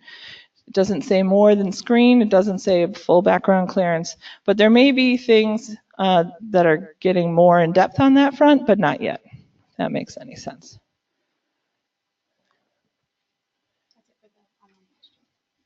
All right. When do you suggest we call you rather than the agency? Well, my off-the-cuff answer is when there's a happy hour, but that's the real answer. Typically, you call edsoc.gov to report a breach, or the CPS, SAIG.gov to report a breach. If there's anything else, if you have questions, if you need help, if you want to phone a friend, if you need a lifeline, that's when you call me. If you need a review, if you have a hypothetical question, if you just want to vent, you can call me. But if you're actually reporting a breach, most of the time, you send it to the agency. There is one instance where if you want to remain anonymous, if you want to give an anonymous tip, don't send it to the EDSOC. Send it to me, because I will redact or not include your name in the official system. That does not mean that OIG or anybody couldn't find it out, right? So if you remain anonymous, you should call me on my cell phone and give it to me verbally. If you send an email, of course, it's visible, it's in the record. That's just common sense, again. But that is when you should call me. When do I respond instead of the agency? Well, technically, I am the agency, but I'm the person who's responding to those more theoretical, hypothetical, strategic types of questions. For example, when we had a school, they're like, you don't mean you want me to report every phishing incident. That was a call. It was not a sassy email. And I'm like, yeah, actually, I do want you to report. They're like, you're going to be overwhelmed. And I'm like, you do you. I'll worry about me. There are days I'm feeling overwhelmed. I'm not going to lie. But we take every report. And we take it top to bottom, stem to stern, whatever it is. If it's a breach, if it's in the paper, for sure. If I find it on the dark web, for sure, it goes in. Even if it's just a single cross-stuffed envelope.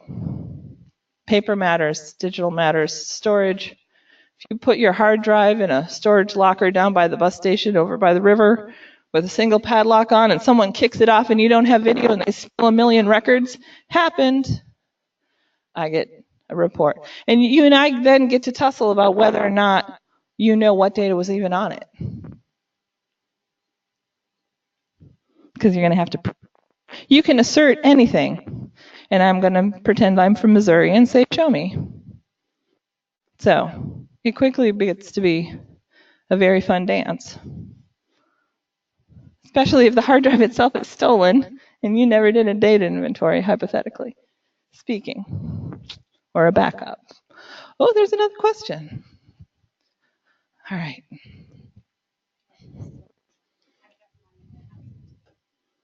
This may be the last question. I've opened the cyber tool, which cyber tool? The FFIEC one.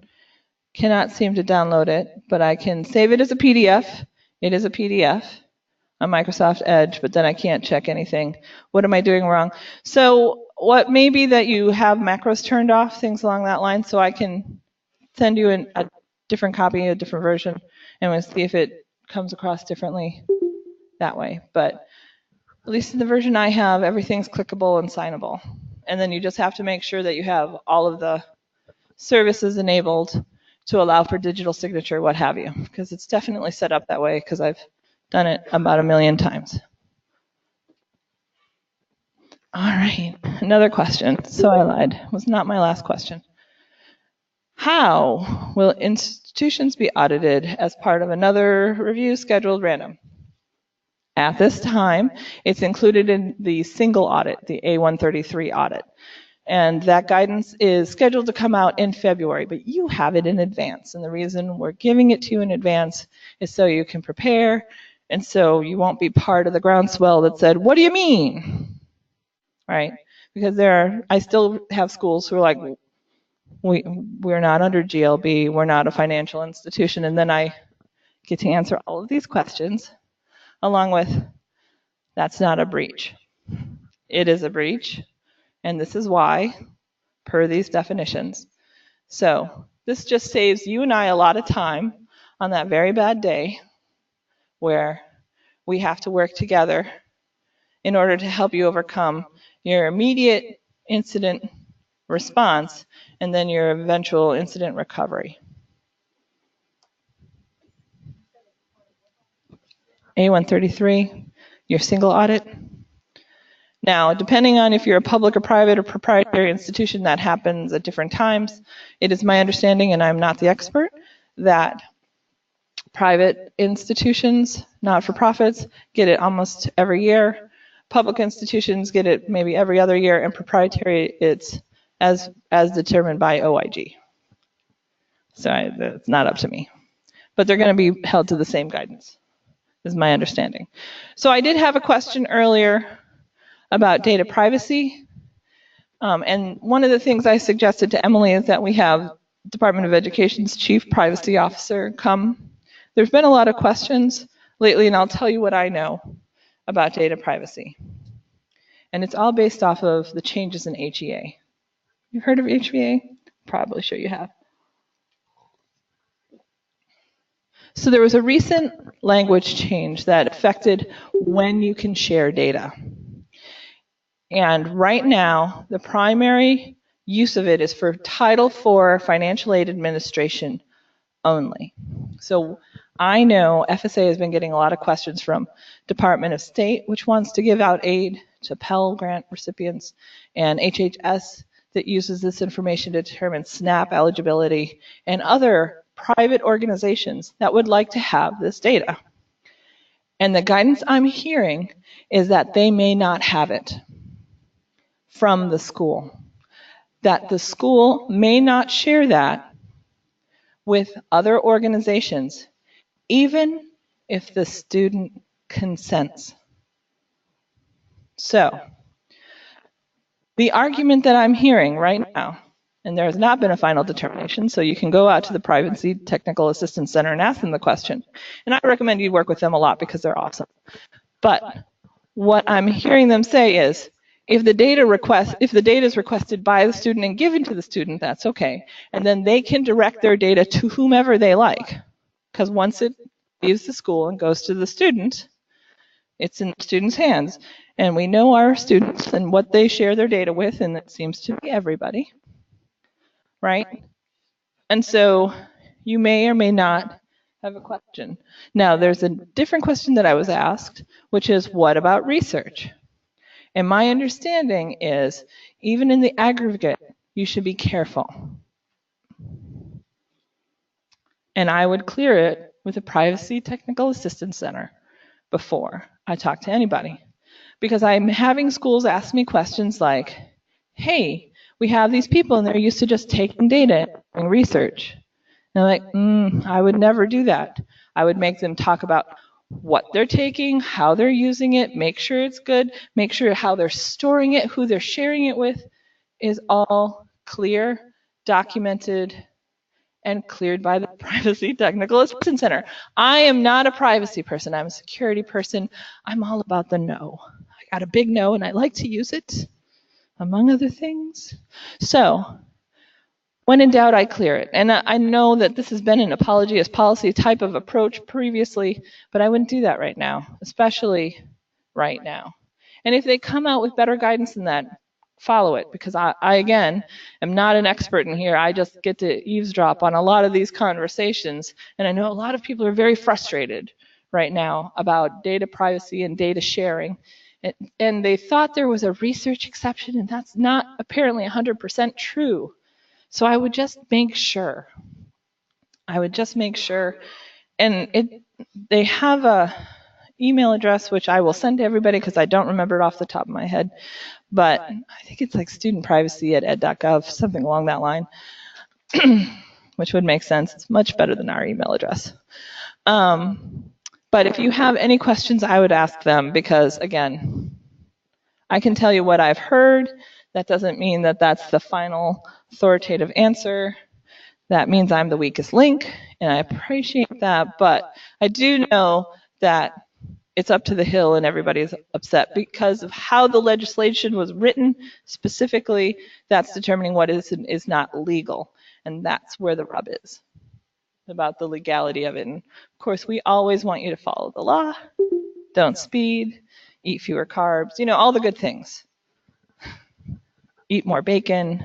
I'm pretty sure that'll save your life, even if it's against somebody's other tenants. Anyway, I don't think I have any more questions. I think I have 6 minutes to give you back. I'm going to sit down because I'm a little tired. But thank you so much for your time. My email address again is tina.rodrick. I don't know how to spell it, and if you don't, you weren't paying attention, @ed.gov. I am here. My phone number again, if you want to text me, is 202-279-0269. I don't always answer because sometimes I'm up talking to people about the importance of data security and forgetting my own password sometimes. It happens to the best of us. So thank you very much, and I'll be here for the next hour trying to recover my password. Thanks. Oh, and something from Emily. Emily has a little something to say. As Tina mentioned, we will do a follow-up and likely invite somebody from your counterpart for a similar discussion around privacy. So that'll probably happen in the next couple of months, so keep your eyes and ears open for that. Thank you so much.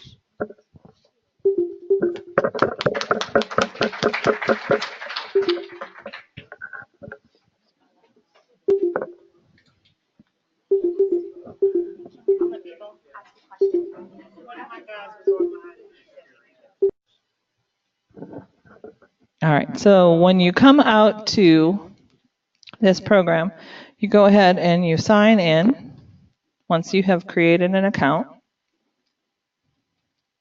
And this is my real account.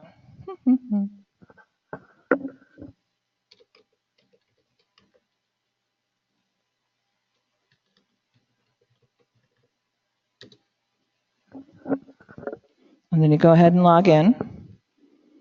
And what you'll see is how many controls you need. Hello! And then you'll have a dashboard of how many projects you have and what you need to do, right? So then in the workspace, you'll be able to look at various lists and compare them and to pull them up. So if you know what we will have for you are the list by state, right? So I'm just going to pick a state right now. So I'm going to pick California. So in here, it will tell you how many mandated, implied, and implementation controls you have. And so you can get to exactly what they are, and you can compare what you had on that list. Let's look at, for example, leadership. And this is from a California perspective. You'll have your own state, obviously. But you can click all the way down and see what you're supposed to be doing, right? Assign information problems, involve the board of directors. So in California, given GLB and IPTT, the identity protection, and the California laws. These are the things you have to do by law. By law. It's not the best practices, it's not that inventory, but these are the things that you're breaking the law if you don't do them. And we have this for every state that has privacy. And for those 2 states that don't have privacy laws, we'll just have those 2 federal. Now, there's additional things that you might want from FERPA or other requirements. If you have a premium account, you can add those in and do all sorts of custom jazzy things. But with a free account, this is what you can do. And then further, they have an attestation portal and all this. So for those of you who want that checklist, I just want to know what I have to do by law. I'm not worried about all the things that I do else, or all the dreams are beyond my ken. Just take what you have from that CAT tool, compare it to the laws, and then you know where you are. And that will further inform you as to what you need to prioritize, not just from a best practices perspective, but from a legal help I'm at risk for breaking the law. As Beth can tell you, that's a very bad feeling. Bad. It's very bad. You will end up traumatized. And that, as we say, is that. The other thing that I showed you was the NIST 800-171. And those are just the controls. And that's just a document. If you haven't seen it, let me show it to you. Not very exciting.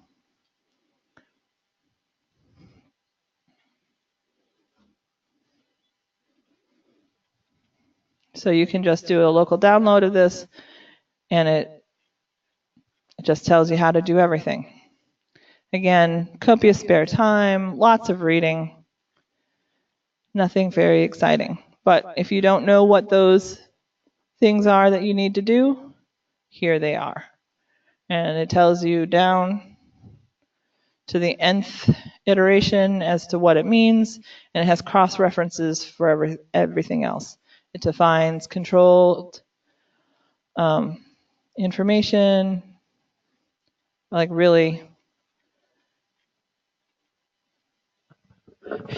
It gets very specific. So if you think about GLB and like do a risk assessment, and it doesn't define what you're really doing, here it gets down to encrypt, controlled unclassified information on mobile devices. There's no requirement for that within, but you can say, hey, we did it to 800-171 standards if you want to get to that level of specificity, right? They have the standards that will support your GLB compliance stance, right? Because this is what we would consider reasonable.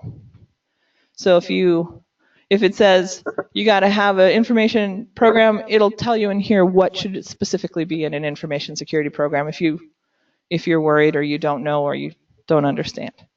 So that way, everything is defined. You have your checklists. You know precisely what to do. There's a glorious rainbow in the sky. Everybody's happy. I feel a group hug coming on. And that, as we say, is that. So if you have any questions, we can go ahead and ask those now that you haven't asked already. And I will open up the chat because they may have been asking questions and I just haven't been looking. If you don't have questions, you just get to get out of here that much earlier. Charles says, thanks. That's not really a question, but I appreciate the sentiment. Does anybody have any questions? Is there anything that I've gone over too quickly? Is there anything that I could have done more in depth? The one thing I didn't cover about that FFIEC tool was on that final page. There was a second signature. If you sign that second signature line, it freezes it. So my recommendation, you can't check around and check anything anymore. So save a copy before you send it up for executive signature so that you can do future iterations, right? So you don't have to redo the whole thing is my only suggestion. And I just put it in there so that you would have a point in time record, right? But you don't have to sign it for it to work, that last signature, which is sideways on the side. Sam's looking like, what are you talking about? Let me show you. Do. Right here. So if you click that, it locks everything in the document. That's the only purpose of that, to say I have had an executive sign off, and that is where we are as of today, right? And that's, again, just for you. It's not for me. I never want to see this. Do not give it to me. Do not email it to me. I don't want it. It's just to make you better, stronger, faster, more bionic. All right. After that, signature block, done, locked, frozen. You can either save it just before and keep that copy, or start over. It's not a ton of work, and if you have the old one, you'll have your reference point already. I'm just trying to save you some effort. Free and easy equals popular. At least it did in high school. So, no questions? No questions? Question.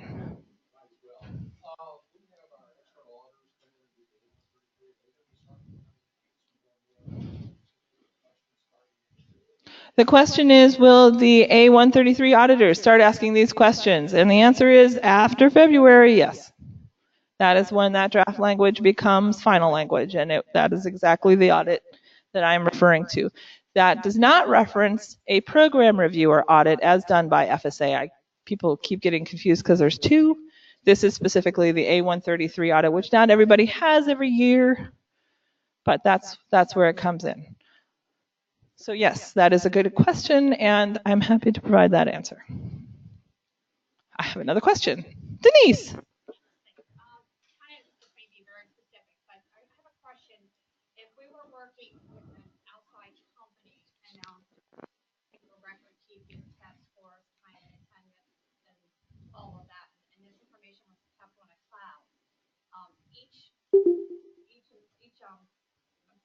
Administrator has their own account. Is it important?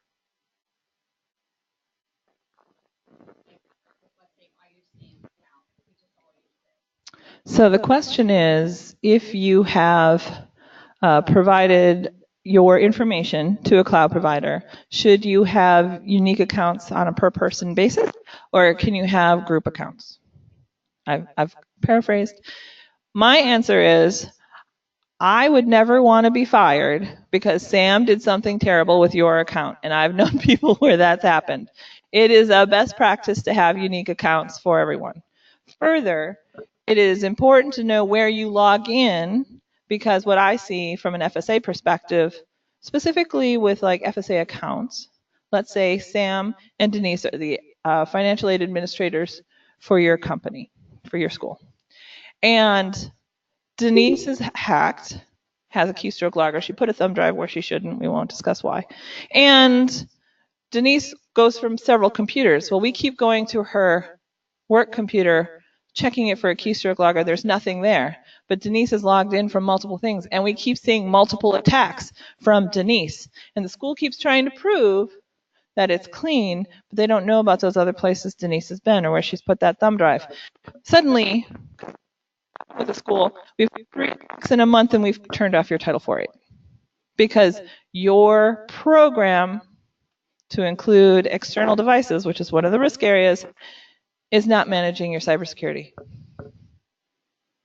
So I know that's a long answer and doesn't necessarily say it, but I would say yes, have unique accounts and know where you're logging in from and where to. Did that answer the question enough? No, you can keep asking questions. We got 35 minutes. We can keep going. You keep thinking about your questions. I got another question over here.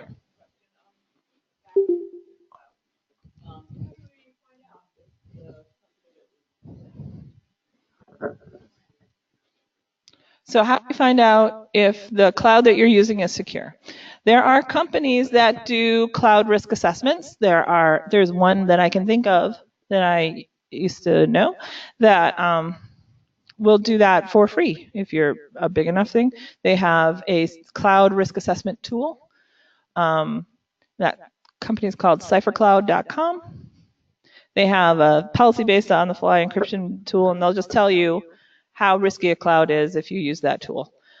I think it's called Cloud Discovery, if I'm not mistaken. But you can also, this is a question for independent research. There are security researchers who will tell you exactly how risky or not risky a cloud is. And I can tell you from formerly working at that company, that most organizations have no idea how many clouds are in place. So average organization, and I realize you might be smaller, but what would be your guess domestically for North America for how many clouds any organization uses? 5, 6? Any other guesses? 10. Average company, average size in America uses over 1,000 clouds.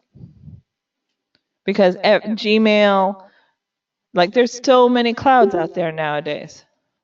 And the problem is most IT staff have no idea, right? And they're not whitelisting. They have no clue how many, it's not just Amazon or Dropbox, or there's all sorts of piratey ones that we won't even talk about, plus the onion routers and the dark web and everything else, because some of them are very naughty.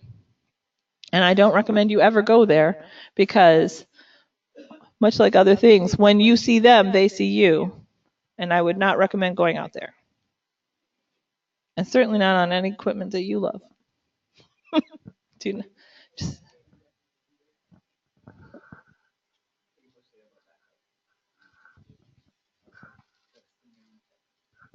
So the question is, are there any recommended clouds? My recommendation as Tina is to go with clouds that have passed FedRAMP certification, because they have established a standard, and B, they have to keep the data within the U.S. jurisdiction. Now, an example cloud, as Amazon, has FedRAMP and non-FedRAMP options, and the FedRAMP options, as you would suspect, are more expensive. So just be aware that even if they are FedRAMP enabled, if you are not picking within the company the FedRAMP option, and this is true of Salesforce or any of the other clouds, if you are not picking the FedRAMP one, you are not getting it, and most likely you're going to pay extra for it. However, per that previous example, it may be worth it, because you don't have to fly to Switzerland to arbitrate. And you're laughing because I've had this happen, because in their contracts they'll specify that, if there is a dispute, the court of arbitration will be blah, and you will have to go there. And it's a trick that they use to prevent, people from disputing legally what they do, because I don't know any lawyers in Switzerland or wherever else. And I may know way too many in DC, but that's the nature of my business. So making sure that you keep it where you want to be, where you want your data to be, is important.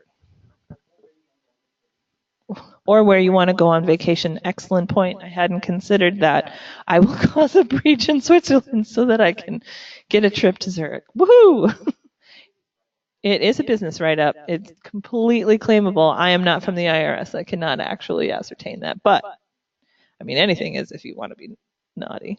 I just would not encourage naughtiness. It's not my goal. Rebecca, do you have any questions? This looks like it was your favorite class all year. Yes?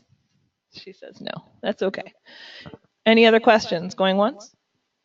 Matt, do you have any questions? You look good standing there. I'm just going to say. There you go.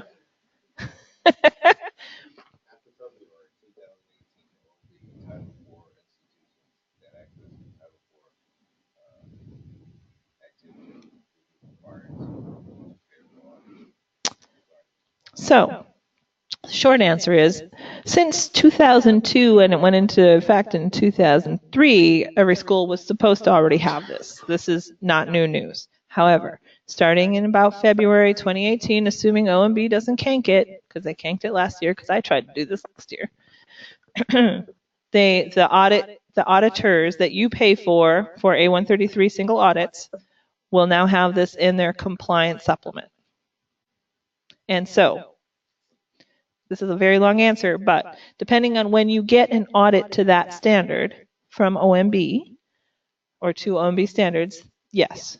Also, proprietary schools that are not public or private nonprofits are often audited by OIG, and they are also taking it at the point when OMB adopts it. So not yet, but once they do, they all go together. They hold hands, leap the cliff. But they'll survive because there's water below. Have faith.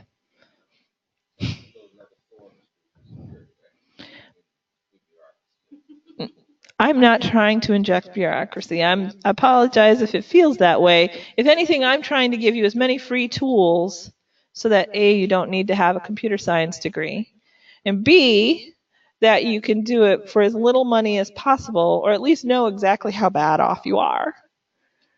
So you know where to actually spend money so it makes a difference for you and for me and for the world.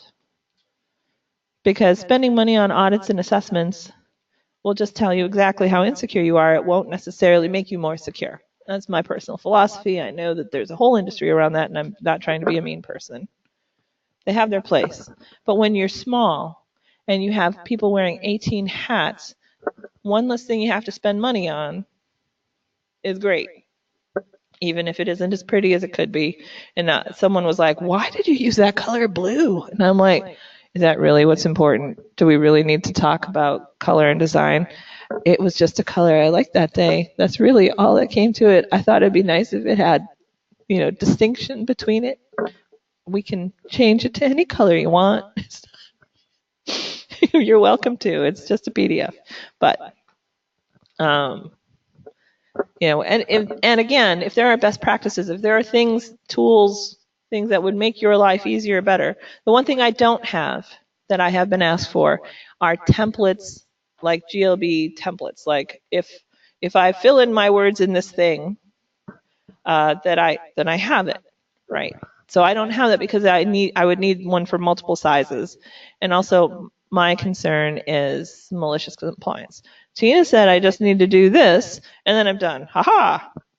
So what I have asked EDUCAUSE is to, and I don't know if you know EDUCAUSE, they're a large professional organization that's associated with the CIOs and CISOs of higher educational. And I've asked them, hey, could you pull your 3,000 members and ask them if anybody wants to stand up as an example, a shining light as to how security should be done, and we could templatize what they've done. And I have yet to get any yays on that offer. But it's out there, and any one of you are welcome to create a template, and we could make it better together, and then I'll rip your information out of it and make it a PDF, and we can publish it as this is a possible example. I can see Beth considering it. Beth is saying, hell no.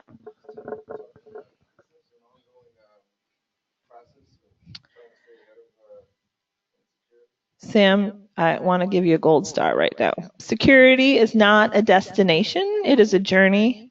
It is never-ending vigilance, right? Even if you have a template, that does not mean one and done, right? Because you have to be keeping up a program. And that's like when I have a breach and someone sends me a document, it's from 2009, I'm like, oh, honey, that is lip service at best, right? You can't document it once and consider it accomplished. The document is nothing. It's doing what it says you're going to do that matters, right? And in the federal government, we're guilty of this, the whole compliance effort. Hey, I've documented it. We're done. Let's go home. It's 5 o'clock. Tired. But the reality is if your ground truth security isn't there, you can't save yourself with paper. Documentation is an indicator of security. It's not a guarantee. And if you don't have that done, you know you won't have the rest. And it's just like the rest of it, right? If you don't have your baseline, and I think about that poor hospital in Georgia on a pretty regular basis because it actually made international news. And the way I know that is because I was on my honeymoon in Australia. And I look up and I'm like, wait, I recognize that overhang. I recognize that, And I'm like, oh my God, it's that hospital in Georgia, and they were just hit by an F5 tornado. And I'm like, oh no, they didn't have any of their stuff documented, and now they don't know how to recover because who knows where all those people are. They literally could have flown over the rainbow. I am talking about a literal F5 tornado in Georgia, not... Yeah, this one was in Georgia, not far from where Jimmy Carter used to have a peanut farm. You are welcome to Google it. I'm not telling you who. I'm just giving you enough. And that's the thing about most of my stories. You probably could Google any one of these like little facts and figures and find out who it is. I'm not gonna shame them, but I'm going to use them as an example to exemplify what you should or shouldn't do yourself. Because without those stories, you don't think about your own lives. and think about, wait, maybe using group accounts. Because that's the problem with group accounts. You don't know who did it anymore. And if you have 15 people using it and you have 15 from 15 machines, you've just made your breach that much harder to track down. And if those 15 people and 15 machines, and then they each have home computers, tablets, phones.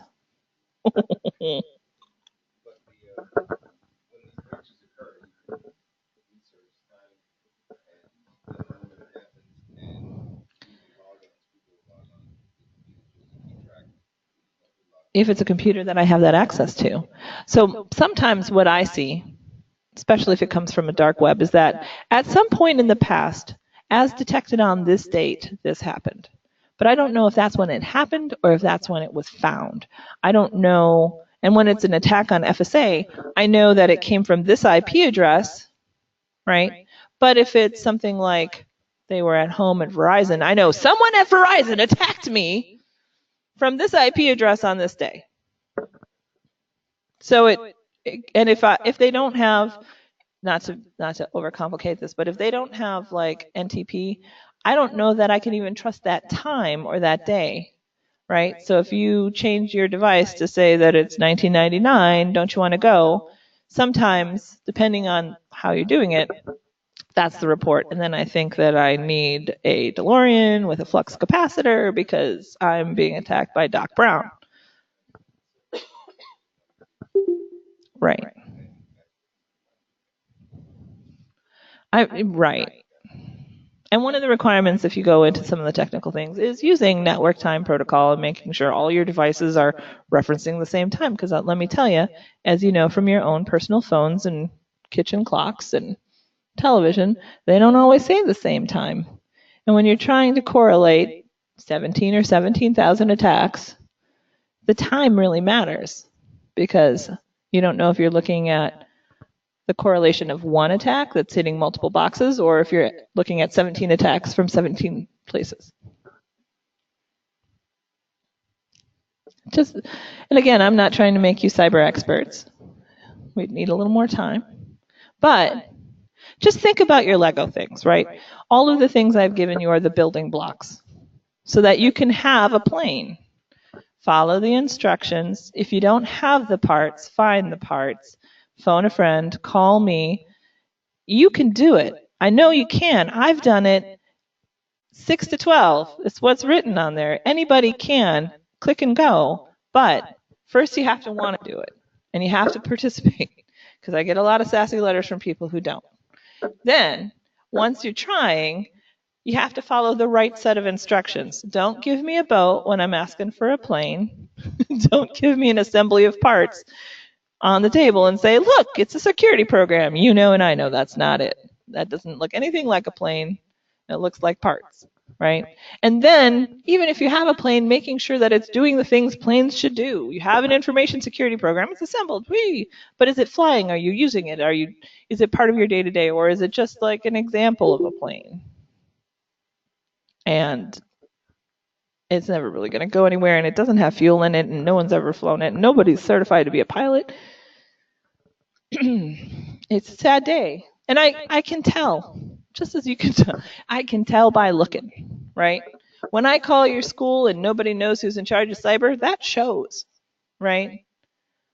If I'm talking to the cyber person and they say things like, I'm just going to scan the computers and we'll be done, right? No. Oh, no, honey. That's not enough.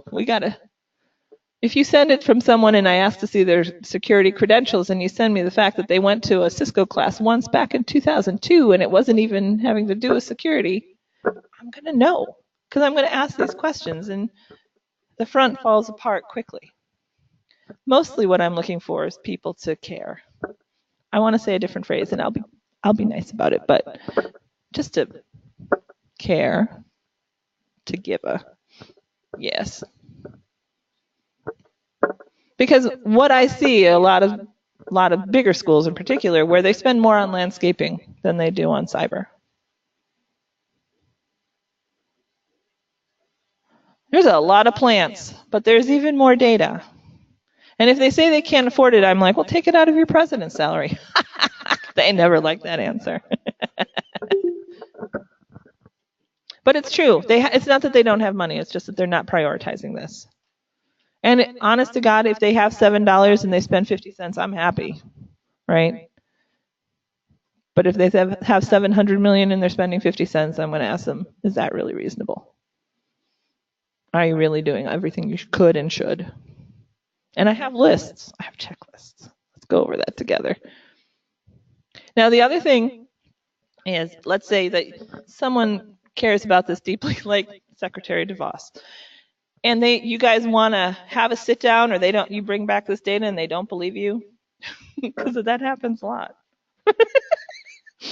I'm happy to have webinars, conferences. I'm happy to sit down with them and their general counsel. I'm happy to, they'll be like, we don't operate this way at all. That was one school. And I'm like, well, now it's time to change. Now you know what the best practices are and what the expectations are. And if you haven't done it in the past, that I understand. That one school in Florida that I was telling you about has now spent over $500,000 on remediation of that one incident. And they're still not back on Title IV aid. So they're subsequently additionally paying for a third-party servicer to do all their financial aid administration just so they can keep the doors open. And that's a public university that has deeper pockets than most schools because they have the state to fall back on. I don't want anyone to be in that situation. But if you are dirty, and you are sending your country information to 140 places, and I call you and you're like, I don't know nothing about no GLB, and I'm not going to talk to you, and here's my lawyer's number, and I'm not getting on the phone, I will have few choices. I try not to be mean, but I can get mean. I don't want to be. I want to be helpful. I want to help. I want to get you there. But Beth can tell you, it's bad by itself, even before I come into the picture, especially if you're trying to do the right things. And anytime you want to do the right things, we will help you get there, because that's our goal. We're not trying, I have no gun, I have no badge. I get no points from being like, haha, I got another one off Title. No, that's not. The goal is to help protect the students, to protect the institutions, to protect FSA, to protect America. Please insert waving flag here. I could hear the eagle cry.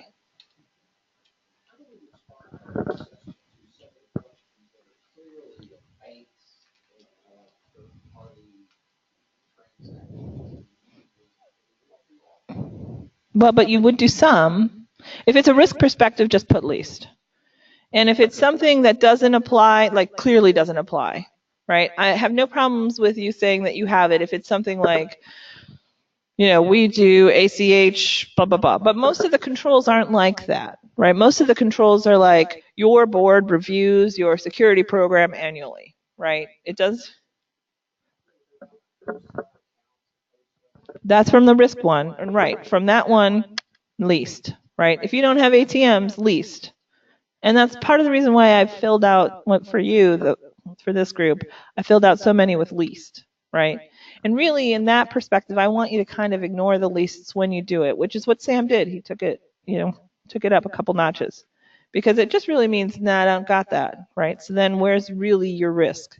But it ends up being a business decision. And I've seen schools where they're like, you know what? The score is this, but we know in our heart of hearts that the things that are not being scored puts us in this category. And so we're picking this category.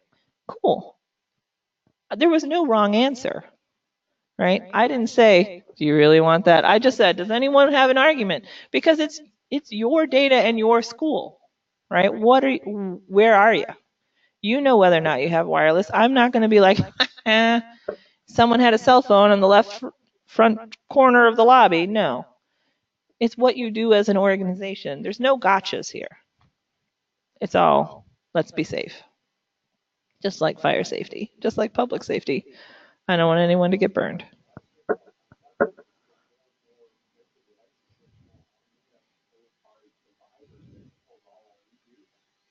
Yep, absolutely. So it gets more complex because you have so many things. And if you think about the OPM crunch and Sony and Target and a lot of the big breaches, it was that vendor relationship that got them. With Target, it was their HVAC system because it was allowed on the network, right? With OPM, it was a single contractor who had access to multiple systems, and he was targeted because they knew that he had administrative access to the right systems. It just took one compromised account. And now we have decades of issues.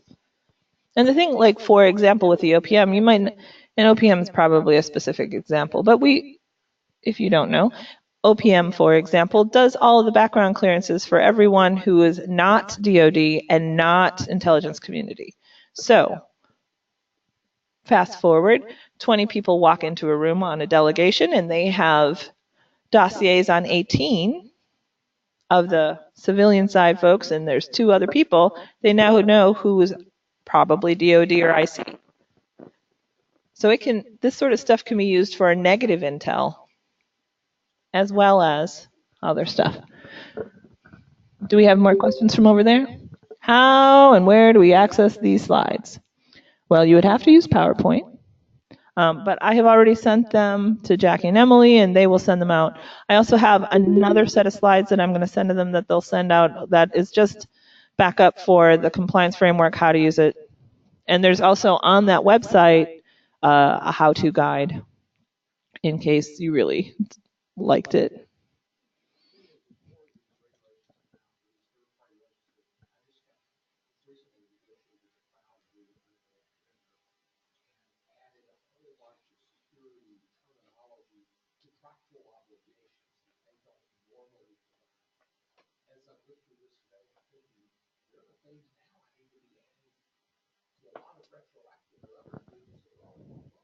So what he's saying is that he recently signed a cloud agreement and he added a lot of security that was not default in the agreement. But as he reviews this, he realizes that he has to add more security things retroactively to his existing contracts. And the answer is, amen. Yes, you do. If you do not have it in there already, you have to go back. And it may cost money. I'm sorry. But these are and have been the requirements for the last 15 years. And the fact that it was missed, I apologize. I wish I was there to help you then. But let's fix it now.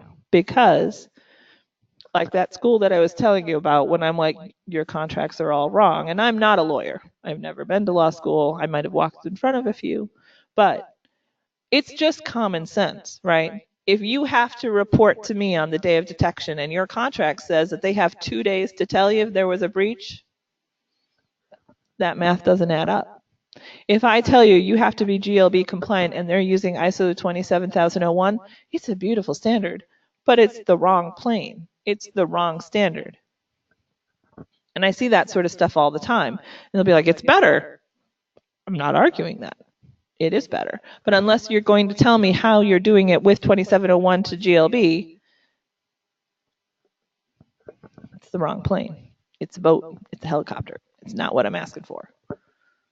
And if you can make it do it and prove it, because that's the thing. You can assert anything you want, but you have to prove it. We had one school like, none of that data was controlled. All right, prove it. I appreciate your assertion. That is a terrific position to take. Show me the data. And if you haven't done an inventory, if you've been lax, it's going to be hard to prove. And it has to be proven to someone like me, right? I might not need to buy a vowel,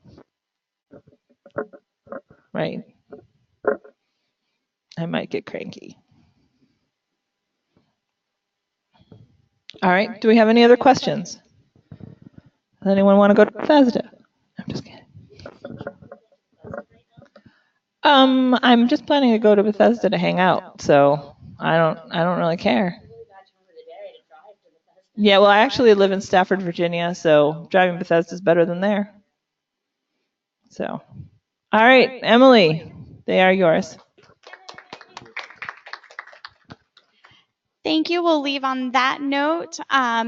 For those asking online and those that are in the room, we will circulate a recording. The recording that you're going to get is actually a recording from this morning with a couple of the additional elements that you heard this afternoon that didn't work this morning.